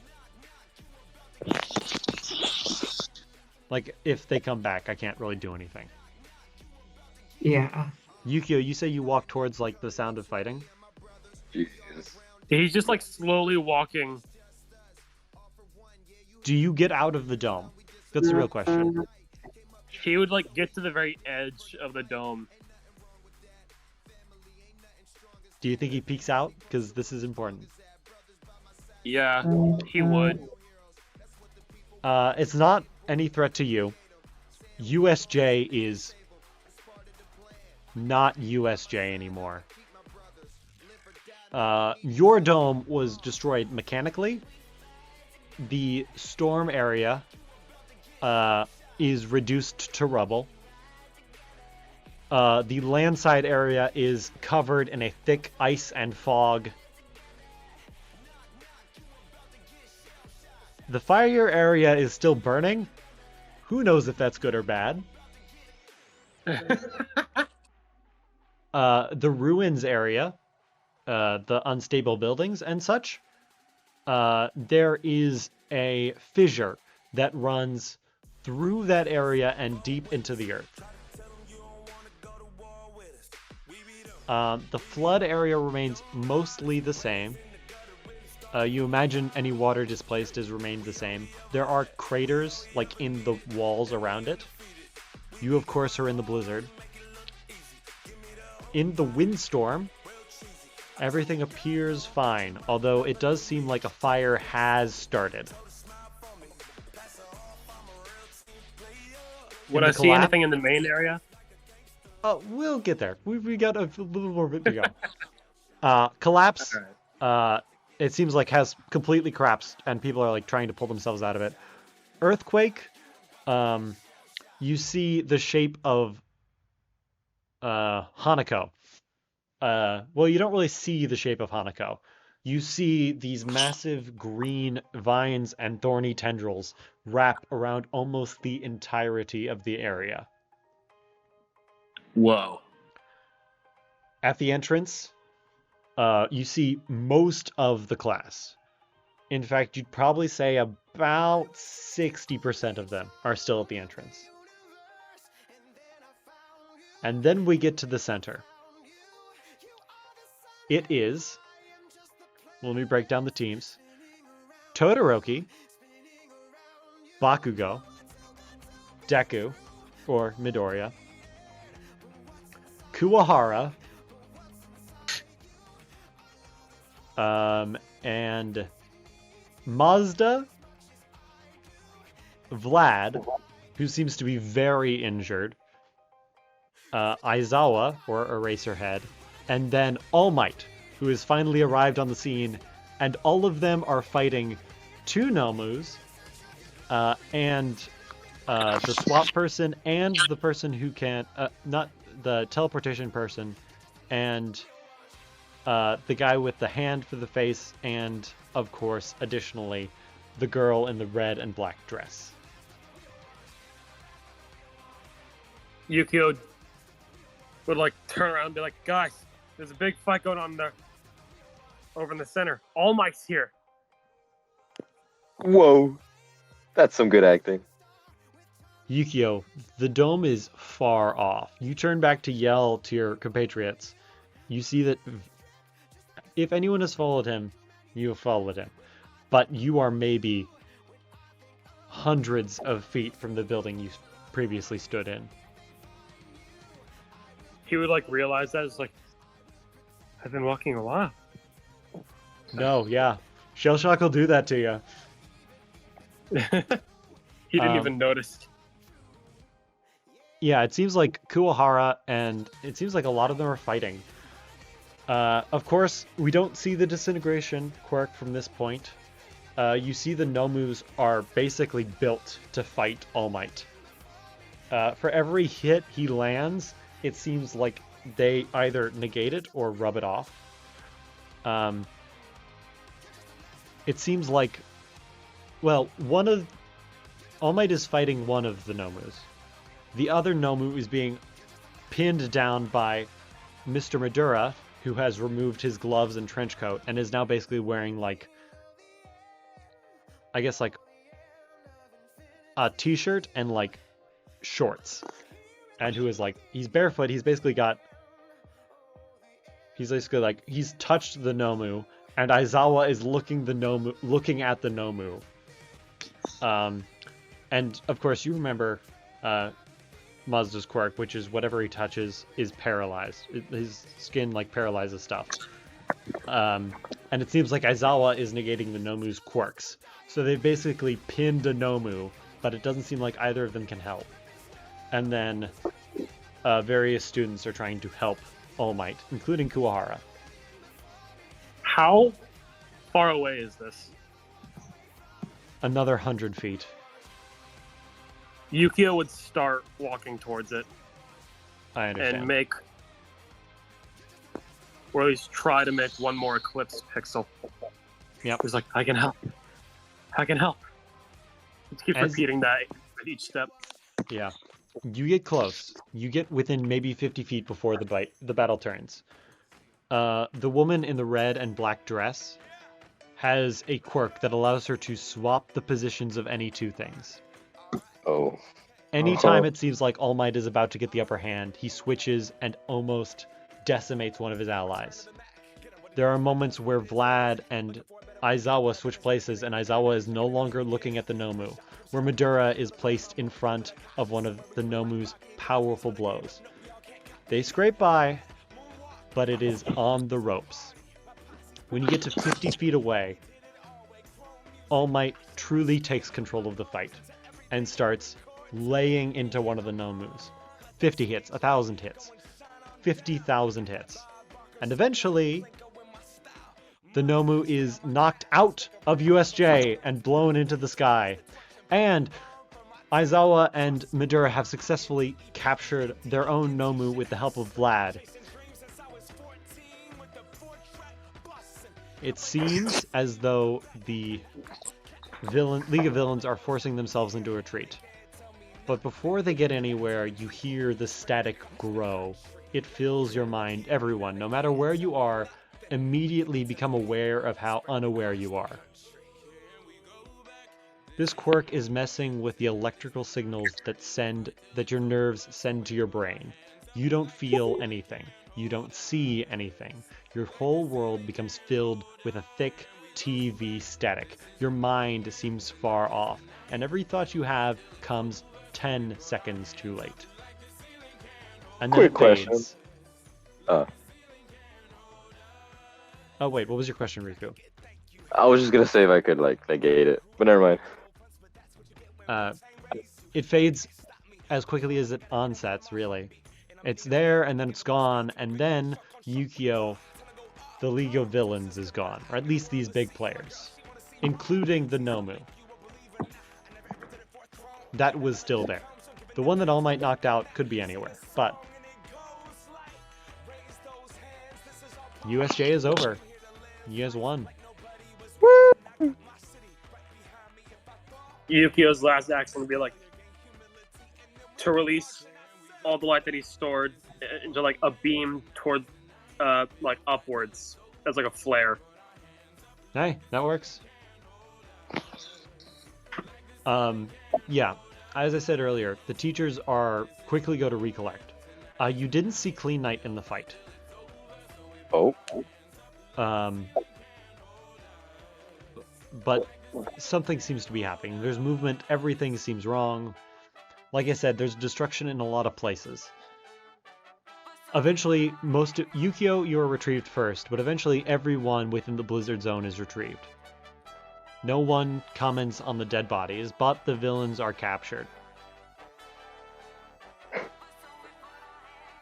Now, a few things have changed with your classmates. Is there anyone you guys would like to hear about first? Hanako, man. Hanako was in the worst condition out of every member of Class 1D. Oh my. Covering an entire area in vines produced from your stomach and throat will tear your body to shreds. He is the first evacuated.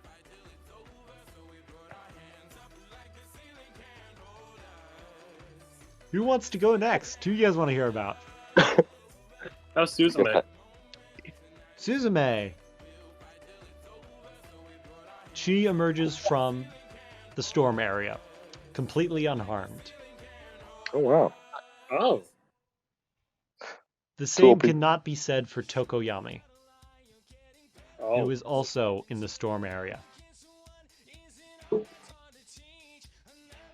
As some of you might know, Tokoyami's emotional state affects how strong Dark Shadow is. Suzume's quirk elicits a strong fear reaction. Oh, Tokoyami lost control of Dark Shadow in the Storm Zone. Good combo. Tokoyami has a haunted look behind his eyes. And he is walked out of USJ with Aizawa. There's someone else in the Storm Zone that is important. Yep, nope, never mind, that's it. Yep. Yep, that's it. How's Shinji? Shinji, a good question. Awake. Oh. What? He's awake? Yeah, no. Listen, he can't stay asleep for USJ. It would have been funny though. You didn't get to see him awake though. But he's gonna be asleep when we get back. Oh my god. He is awake. He is currently talking with the cops. Wow. If you listen in a little bit, you learn that he is the reason for the fissure. Oh.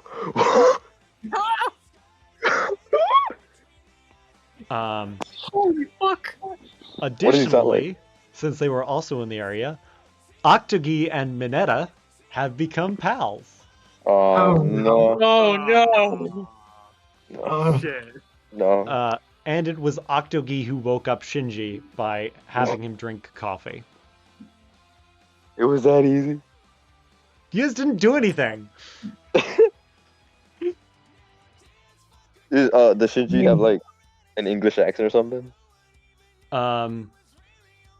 You can't hear much. He sounds the most. He talks like an American. If you know what Americans sound like, that accent. He's an American. Fucking Southern. It's like a light Southern. Yeah. You full-blood Americans. Yeah. Which Red, is white, and very blue. jarring. He seems to be mostly asleep too. Like he's dozing off while he's talking to the cops. You guys want to hear about anyone else? Or I can just go through the rest of them. is Yumi okay? Yumi is okay.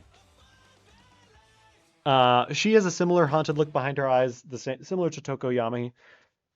Not nearly as extreme. It doesn't look like she's like done anything that's gonna haunt her for the rest of her life. However, you notice she is fidgeting uncontrollably. Like she is pacing and pacing and pacing and pacing and pacing. And it seems like every noise sets her off. Okay. How's What about Sayu Gumi? and the Sayu, bag? a good question. Oh, that's why she was there. My bad. Who was Sayu with? What happened with the bag? My bad. Sayu was also with Tokoyami and Suzume in the Storm Zone, and she Oh. has a host of corpses that are following her. We just see this? Well, they're not really following her, but there's dead people that are just standing. Do they look at all familiar to the like villains that we were attacked by? A lot of them share similar attire. Oh. In my professional opinion as a doctor, I don't think dead bodies do that. No, they don't. Oh, also she has an alligator with her, but it's like the skeleton of an alligator. No Oh, way, bro. shit. She's literally my I rival. knew it. The duffel bag fucking knew is it. empty. She's my rival, bro. No way. Oh my god. Boss versus Skullgator. Skulligator. Who do you guys want to hear about next? Gumi Arakawa. Gumi Arakawa. A good question. Gumi? Gumi was in the flood zone with Midoriya and Asui. Oh, wow. She seems fine. Hmm. A little roughed up. She's one of the people who's taken a lot of physical damage. Like she's a serious amount of cuts. But for the most part, she looks fine. Like she's gonna live. How's Kibe? Kibe, a good question. Kibe is unharmed. Oh, wow. He was in the Oh. landslide zone with Todoroki. They both have large area of effect quirks, and they met each other early on, which means they basically just, Comboed. yeah. Hmm. Along with Mina, Awase, and Nanashi. Ah. So, yeah. Kibe sort of specialized in, like, keeping Todoroki defended up close, and then Todoroki took them out from a really long, far range. They don't seem like friends, but they seem like they've learned to get along with each other. Oh, no. Who do you guys How's want to hear about Kuwahara? next? How's Kuwahara? Kuwahara? Yeah. As I said, Kuwahara joined the fight against the League of Villains at the very end. But he started in the Earthquake Zone with Hanako. Oh. He has a strength quirk. He's mostly unharmed. You hear from other classmates later who were also able to witness the fight that he was, along with Midoriya, one of the people to punch the Nomu built for taking down All Might. Let's go. So Class 1D represent. it seems like before All Might got there, Kuwahara and Midoriya were trying to take care of him. Nice. Nice. That's 1D right there. Okay, I feel like I've got to ask. Oh, wait. I guess they're not here, but I was wondering about RGB. I'm glad you do ask. Because, oh my goodness, I just closed Owlbear. Give me a second. Who? Roy G. Biv. Not Roy G. Biv. I don't know why I did that. Roy G. Biv is not red, green, blue. Nah. No, it is. Roy G. Biv. But it's different. It's Never the mind. whole rainbow. Yeah. It's a void. However, it's good that you ask. Because they emerge from the storm zone led by Clean Knight. Oh, I didn't mention it. The storm zone is on fire, Oh. which was the napalm explosion. Oh, I remember that. Because the entirety, like most of the storm zone is covered in cold fire. Hmm. Oh, Yep, the water got started and then it kept going. Damn. So we A lot just of see good these 3 students that aren't a part of any of the hero courses. Nope. They're being talked to by Clean Knight. And you hear rumors about another villain, not associated, who also broke into USJ at the same time. Some very good actors. Eventually, you learn it was not an act. Huh? What? Riku. It wasn't an act. Riku, if I could hear. Eventually, your mental hearing breakdown. returns. Riku, you son of a bitch! Whoa, it's not. It wasn't an act. Riku, I got shot! That wasn't an act. My life literally flashed before my eyes. That guy that almost killed me, he got shot. He got killed. He actually. Holy fuck, bro. We almost died.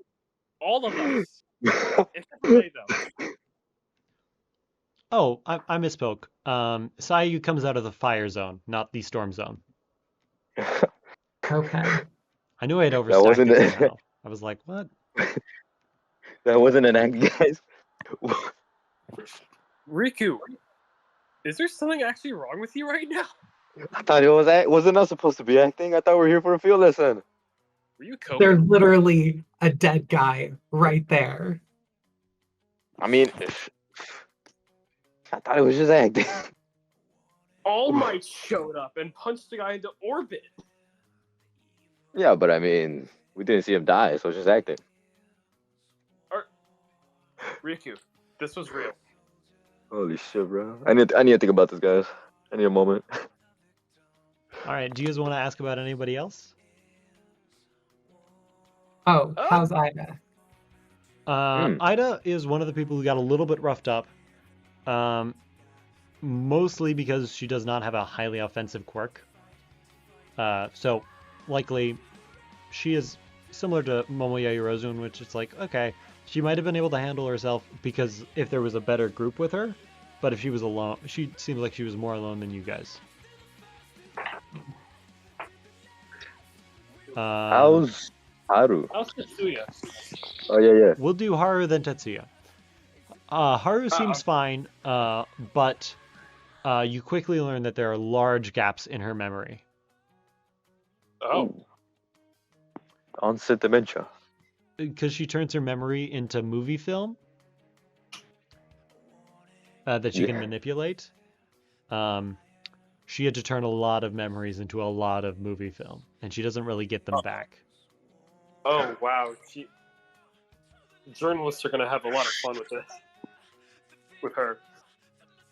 She's like, you got on-site film? God damn! Yeah. But yeah, you very quickly learn that she has forgotten most of the past 2 weeks. Whoa. What? She don't even know who we are. Not super important stuff, but like, she doesn't understand who you guys are, where you come from. She knows about you. It doesn't seem like she seems like she's very selective about what memories she forgets. She doesn't remember much of her summer, and she doesn't remember much of last year. Damn. Whoa. She was put in the worst zone for her, probably. And she had to use a lot of it.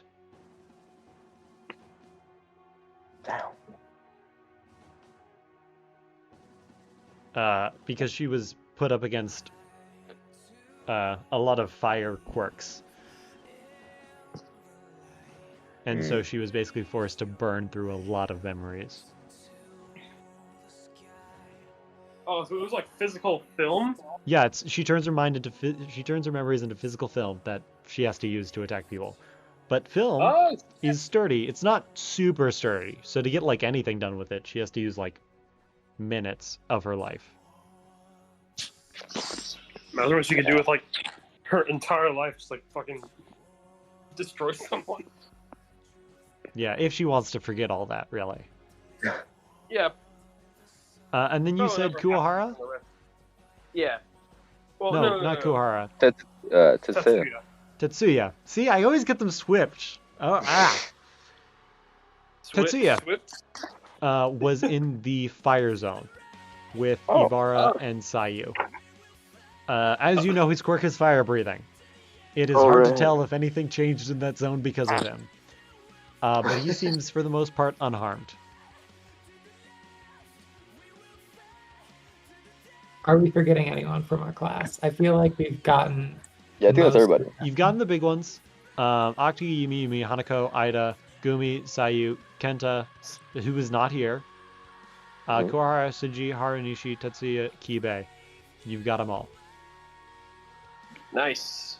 As one additional point, there is almost immediately after you guys are ensured to be safe, a police investigation.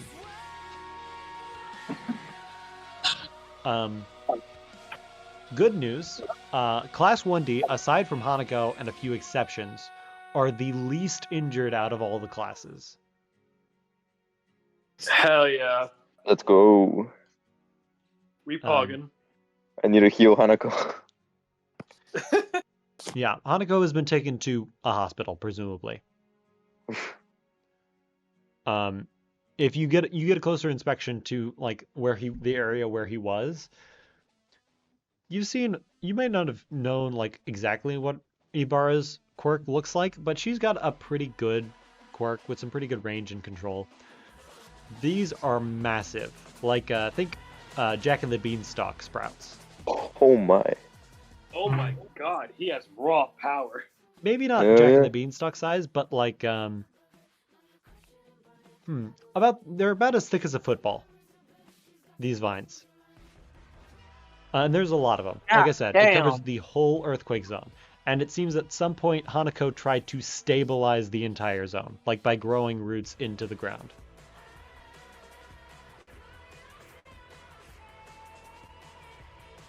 Shit, that power is a lot stronger than I thought it was. Give him trigger. Bro, he's gonna explode. There's one unfortunate side effect of this whole. Well, all of it's bad. So there's a police wasn't investigation, right? I mentioned this. You guys get asked some very basic questions about what happened. Do you know anything? Do you guys hold any information back besides the gun? Mm. No. I don't see any reason to. Right. And all I don't the- think there's told him I anything thought they else were that you guys actual. would be like, oh, we probably don't want to tell them that. all the information we found is that it was from the League of Villains. Yeah, Yeah. which is I unfortunate. told him I thought it was acting. But you guys get a very like brief talking to. You get some questions. Nothing anything too intrusive, but they're like, okay, a few people died. Can you explain those deaths? That sort of thing. Yeah.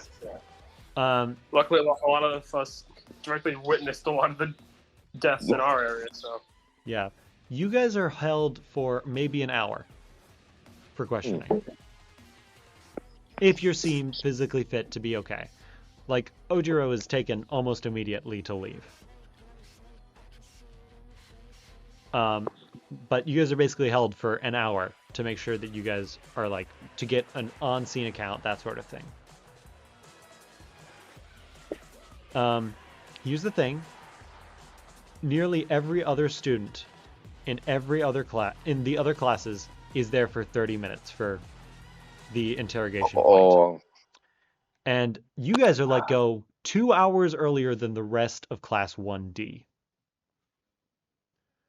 who are investigated for an additional 2 hours after you guys are let go. This is some discrimination bullshit, man. You get the Including, assumption like- that they assume it's an inside job and that, hey, if it's going to be someone, it's probably going to be one of the delinquents. So this is including like the A, B, and C students that we were literally with. Yeah, so A, B, and C are let go after 30 minutes. Bruh. You guys are let go after an hour with a few of your other classmates. Shinji is not around when you guys get finished with your questioning. Classic. But the rest of the Class 1D, unless they have extreme medical reasons, like Hanako Shiozaki, but like I said, a lot of them didn't get as injured, are held for another 2 hours. Damn.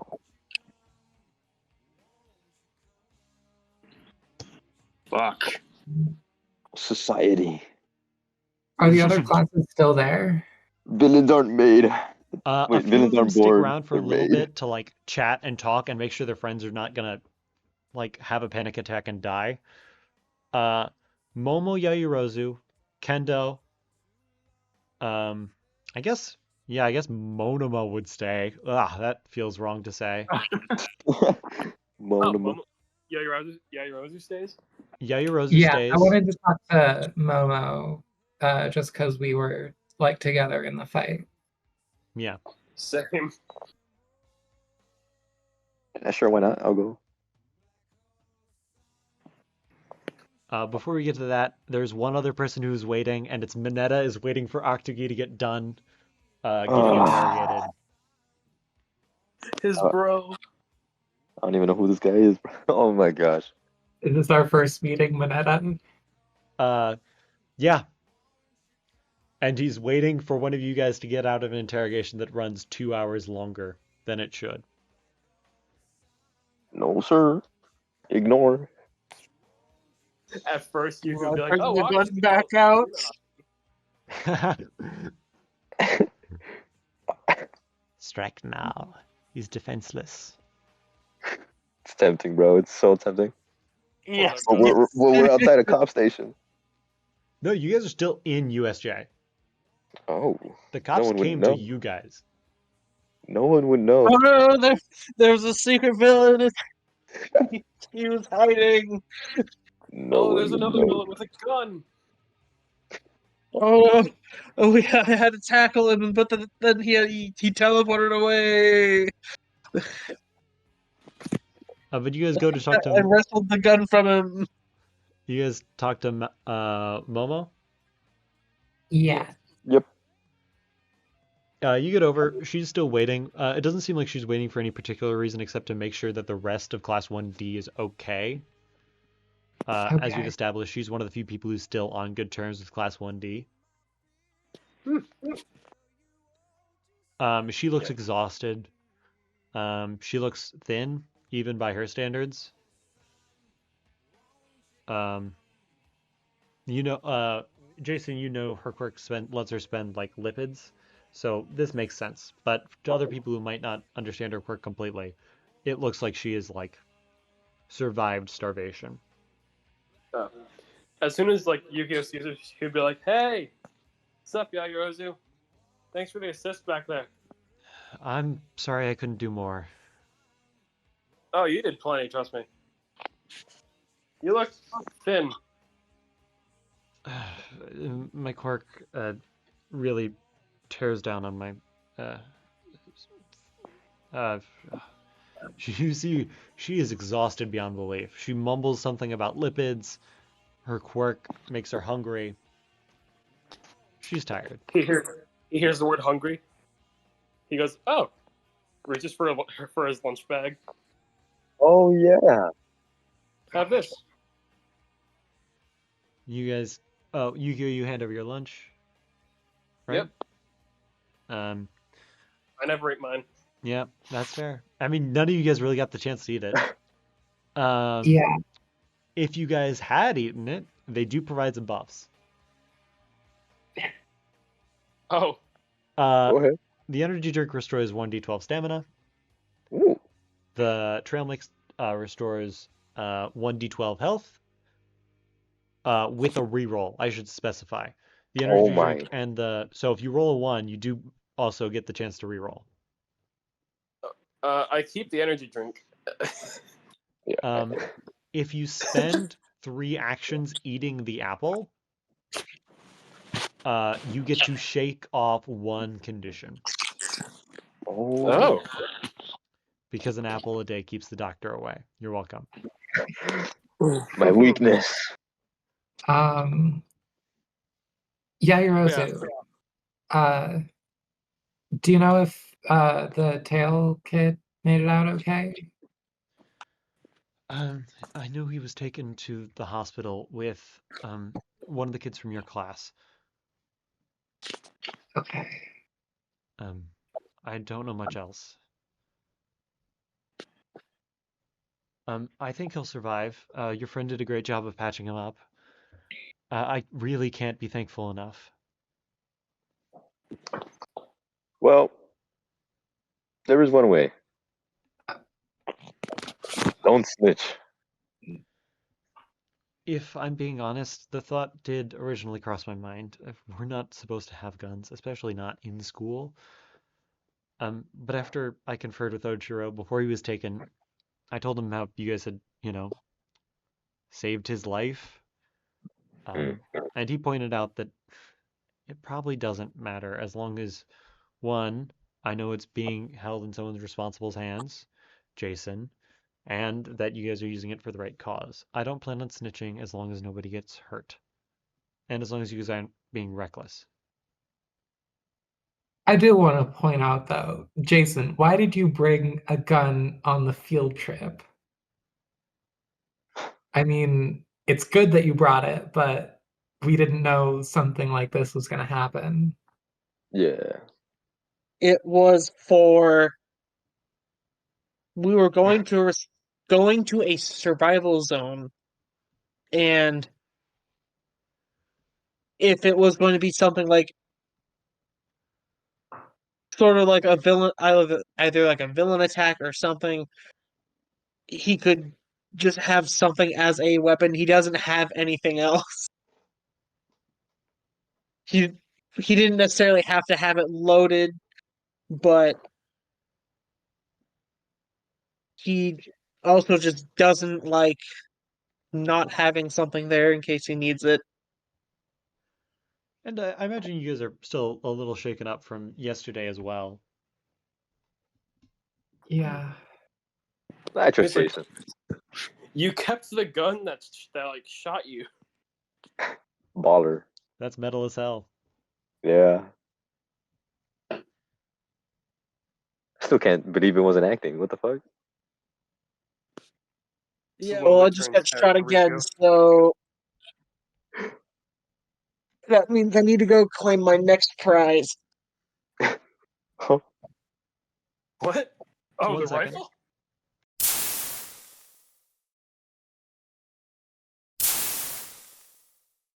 But yeah, you guys have survived USJ. Aizawa actually comes out less injured than last time because of Vlad and Madura. Nice. They sort of split the the injuries amongst themselves.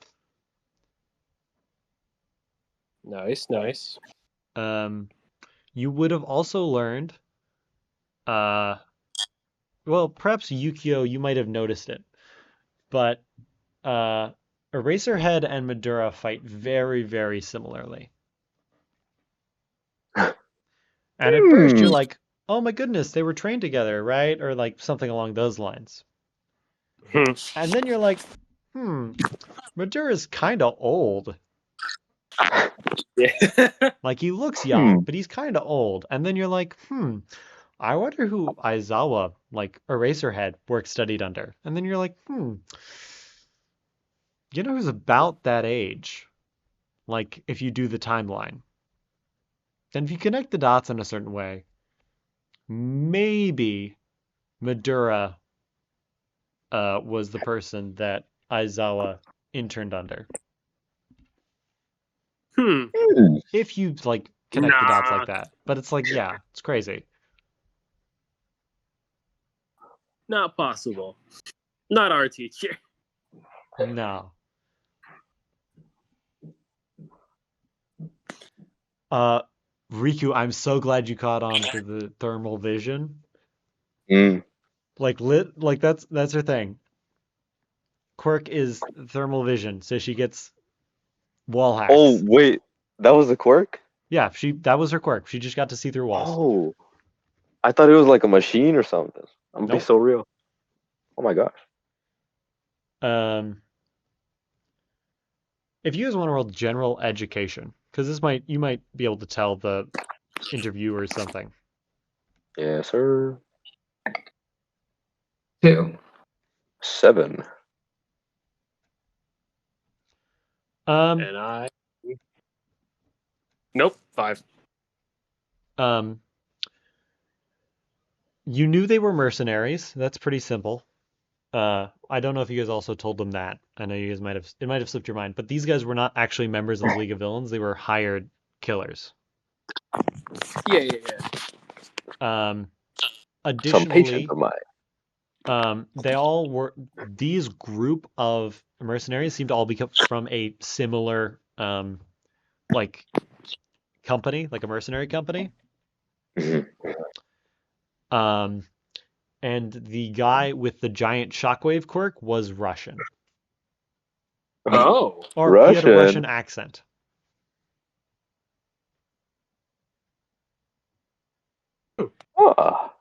Really only noticeable when he screamed out in pain or when he was issuing orders to the people behind him.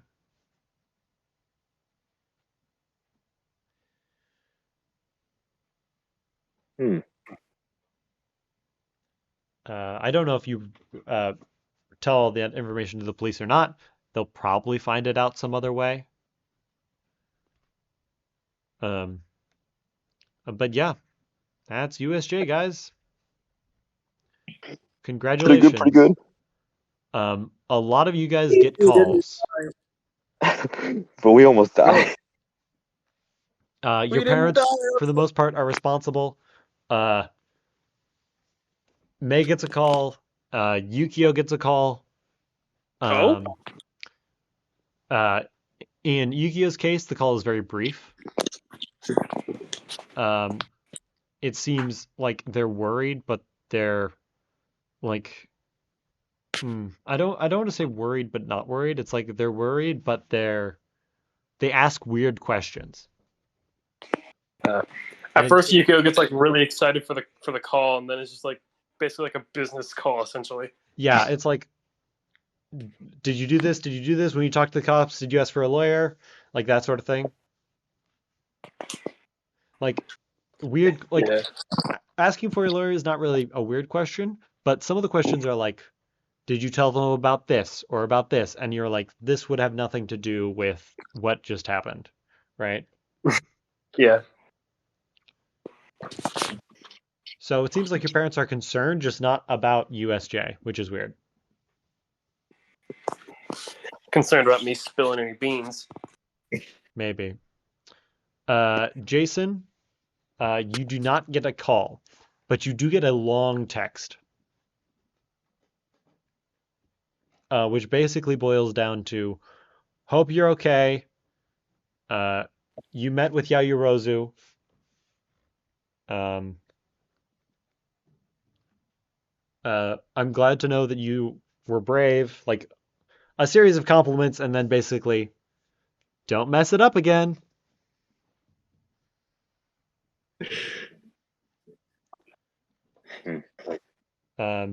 May, your call with your father is much longer than either of these two transpondents for your other teammates. Yeah. It's a call from your father. He's most of the time you're used to him sort of having like he's either very fatherly or very military, which is this is certainly the more fatherly side of your father. You see he starts the call in like the military, and you get the sense that he's doing it because he's like stressed, and that's how he deals with stress, is just pack it down and treat it like a soldier. But he's very concerned about your health. He asks how things are, what happened to your friends, like the questions a normal parent would ask their kid after they almost like, are you sure you want to still go to UA? Like, I will literally leave Japan if it means that you're okay. Yeah, Dad, I think I'll be fine. I don't think anyone from UA died. There were a few people hurt, but there's actually one guy we were trying to like stop him, and then a sniper shot him in the head. like right in front of us. Uh, but I think I don't think anything like this will happen again. I'm sure it's fine to keep going to UA. I can still be a hero. I respect your decision. Please come home tonight, and you'll stay over for the weekend. Okay, yeah.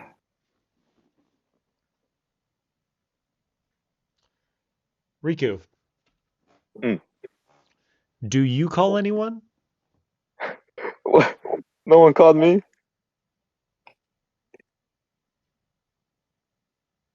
Do you call anyone? Well, I mean, if no one called me, then yeah, guess I'll call my sister. You call your sister. Mhm. It rings once, rings twice, or it rings a third time, but sometimes your sister's a little late getting to the phone. Yeah, it happens. Oh, well, Rings a fourth time, fifth time. Okay. Okay, you'll probably just have to leave her a message. Nah, she's probably busy. Yeah. I'll just hang up. The second you hang up, you get 2 voicemails. Both from your sister. Oh, It seems like the static of the event was still sort of wearing off, at least on your phone. mhm. You open the first one, and it's just, hey, I'm getting to you as fast as I can. Stay where you are. I'll come pick you up. And then? The next one is just 2 minutes of silence. Huh? Just silence? Dead silence. Fuck. She said she was going to UA? She said she was coming to UA, that she'd come pick you up. How long do you guys wait around? Do you wait around to see if your other, do you wait around for the rest of 1D to get let out, or do you wait around, or you leave the second you can? I leave. Yukio would wait. I'm bouncing. All right. I would explain the situation and then leave. Guys, I gotta go. My sis, I just gotta go. Oh, okay, Riku.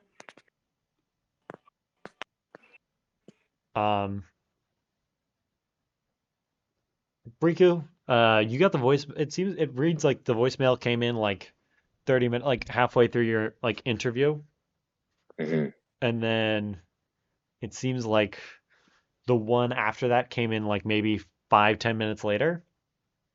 Fuck. You get to UA's entrance. You're like, okay, maybe she's just running late. Like maybe she's not Yeah. as quick as you, right? Yeah, but Dio, you know what happens. Yeah. She doesn't show up. 45 minutes pass. I don't see her car anywhere. No.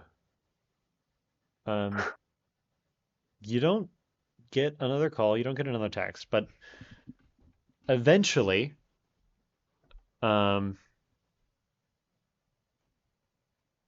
do get,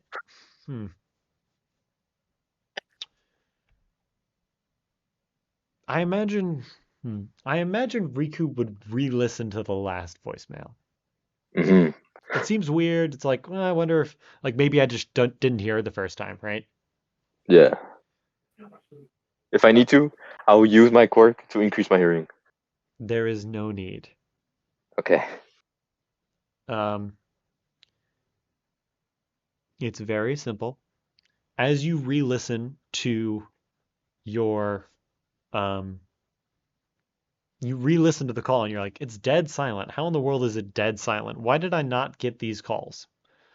Like, why Mhm. were they not instantly got on my phone? Like, everyone else had signal almost immediately.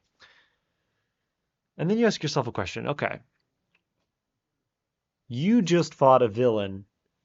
Well, you just encountered a quirk that like created a static area, right?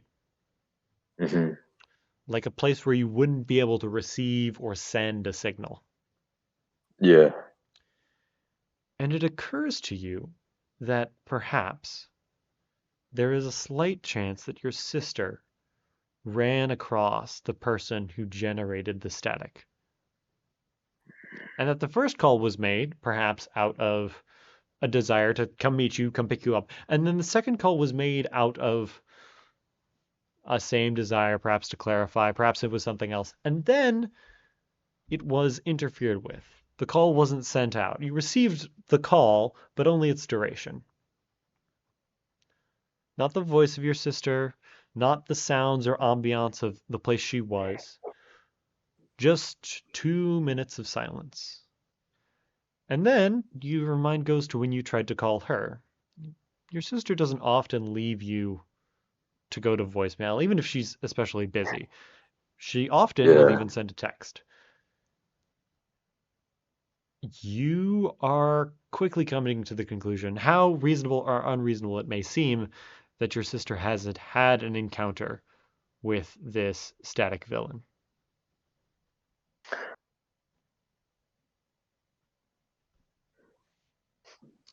And that's where we're going to end tonight's episode. All right. Thank you guys for watching. I hope you enjoyed USJ. There we go. I don't like this acting. Cause you mold me into something else, change me into what you want. All I ever did was love, and it wasn't good enough. We are trying to make this garden for two, but you had brought the cold and the roses never bloom.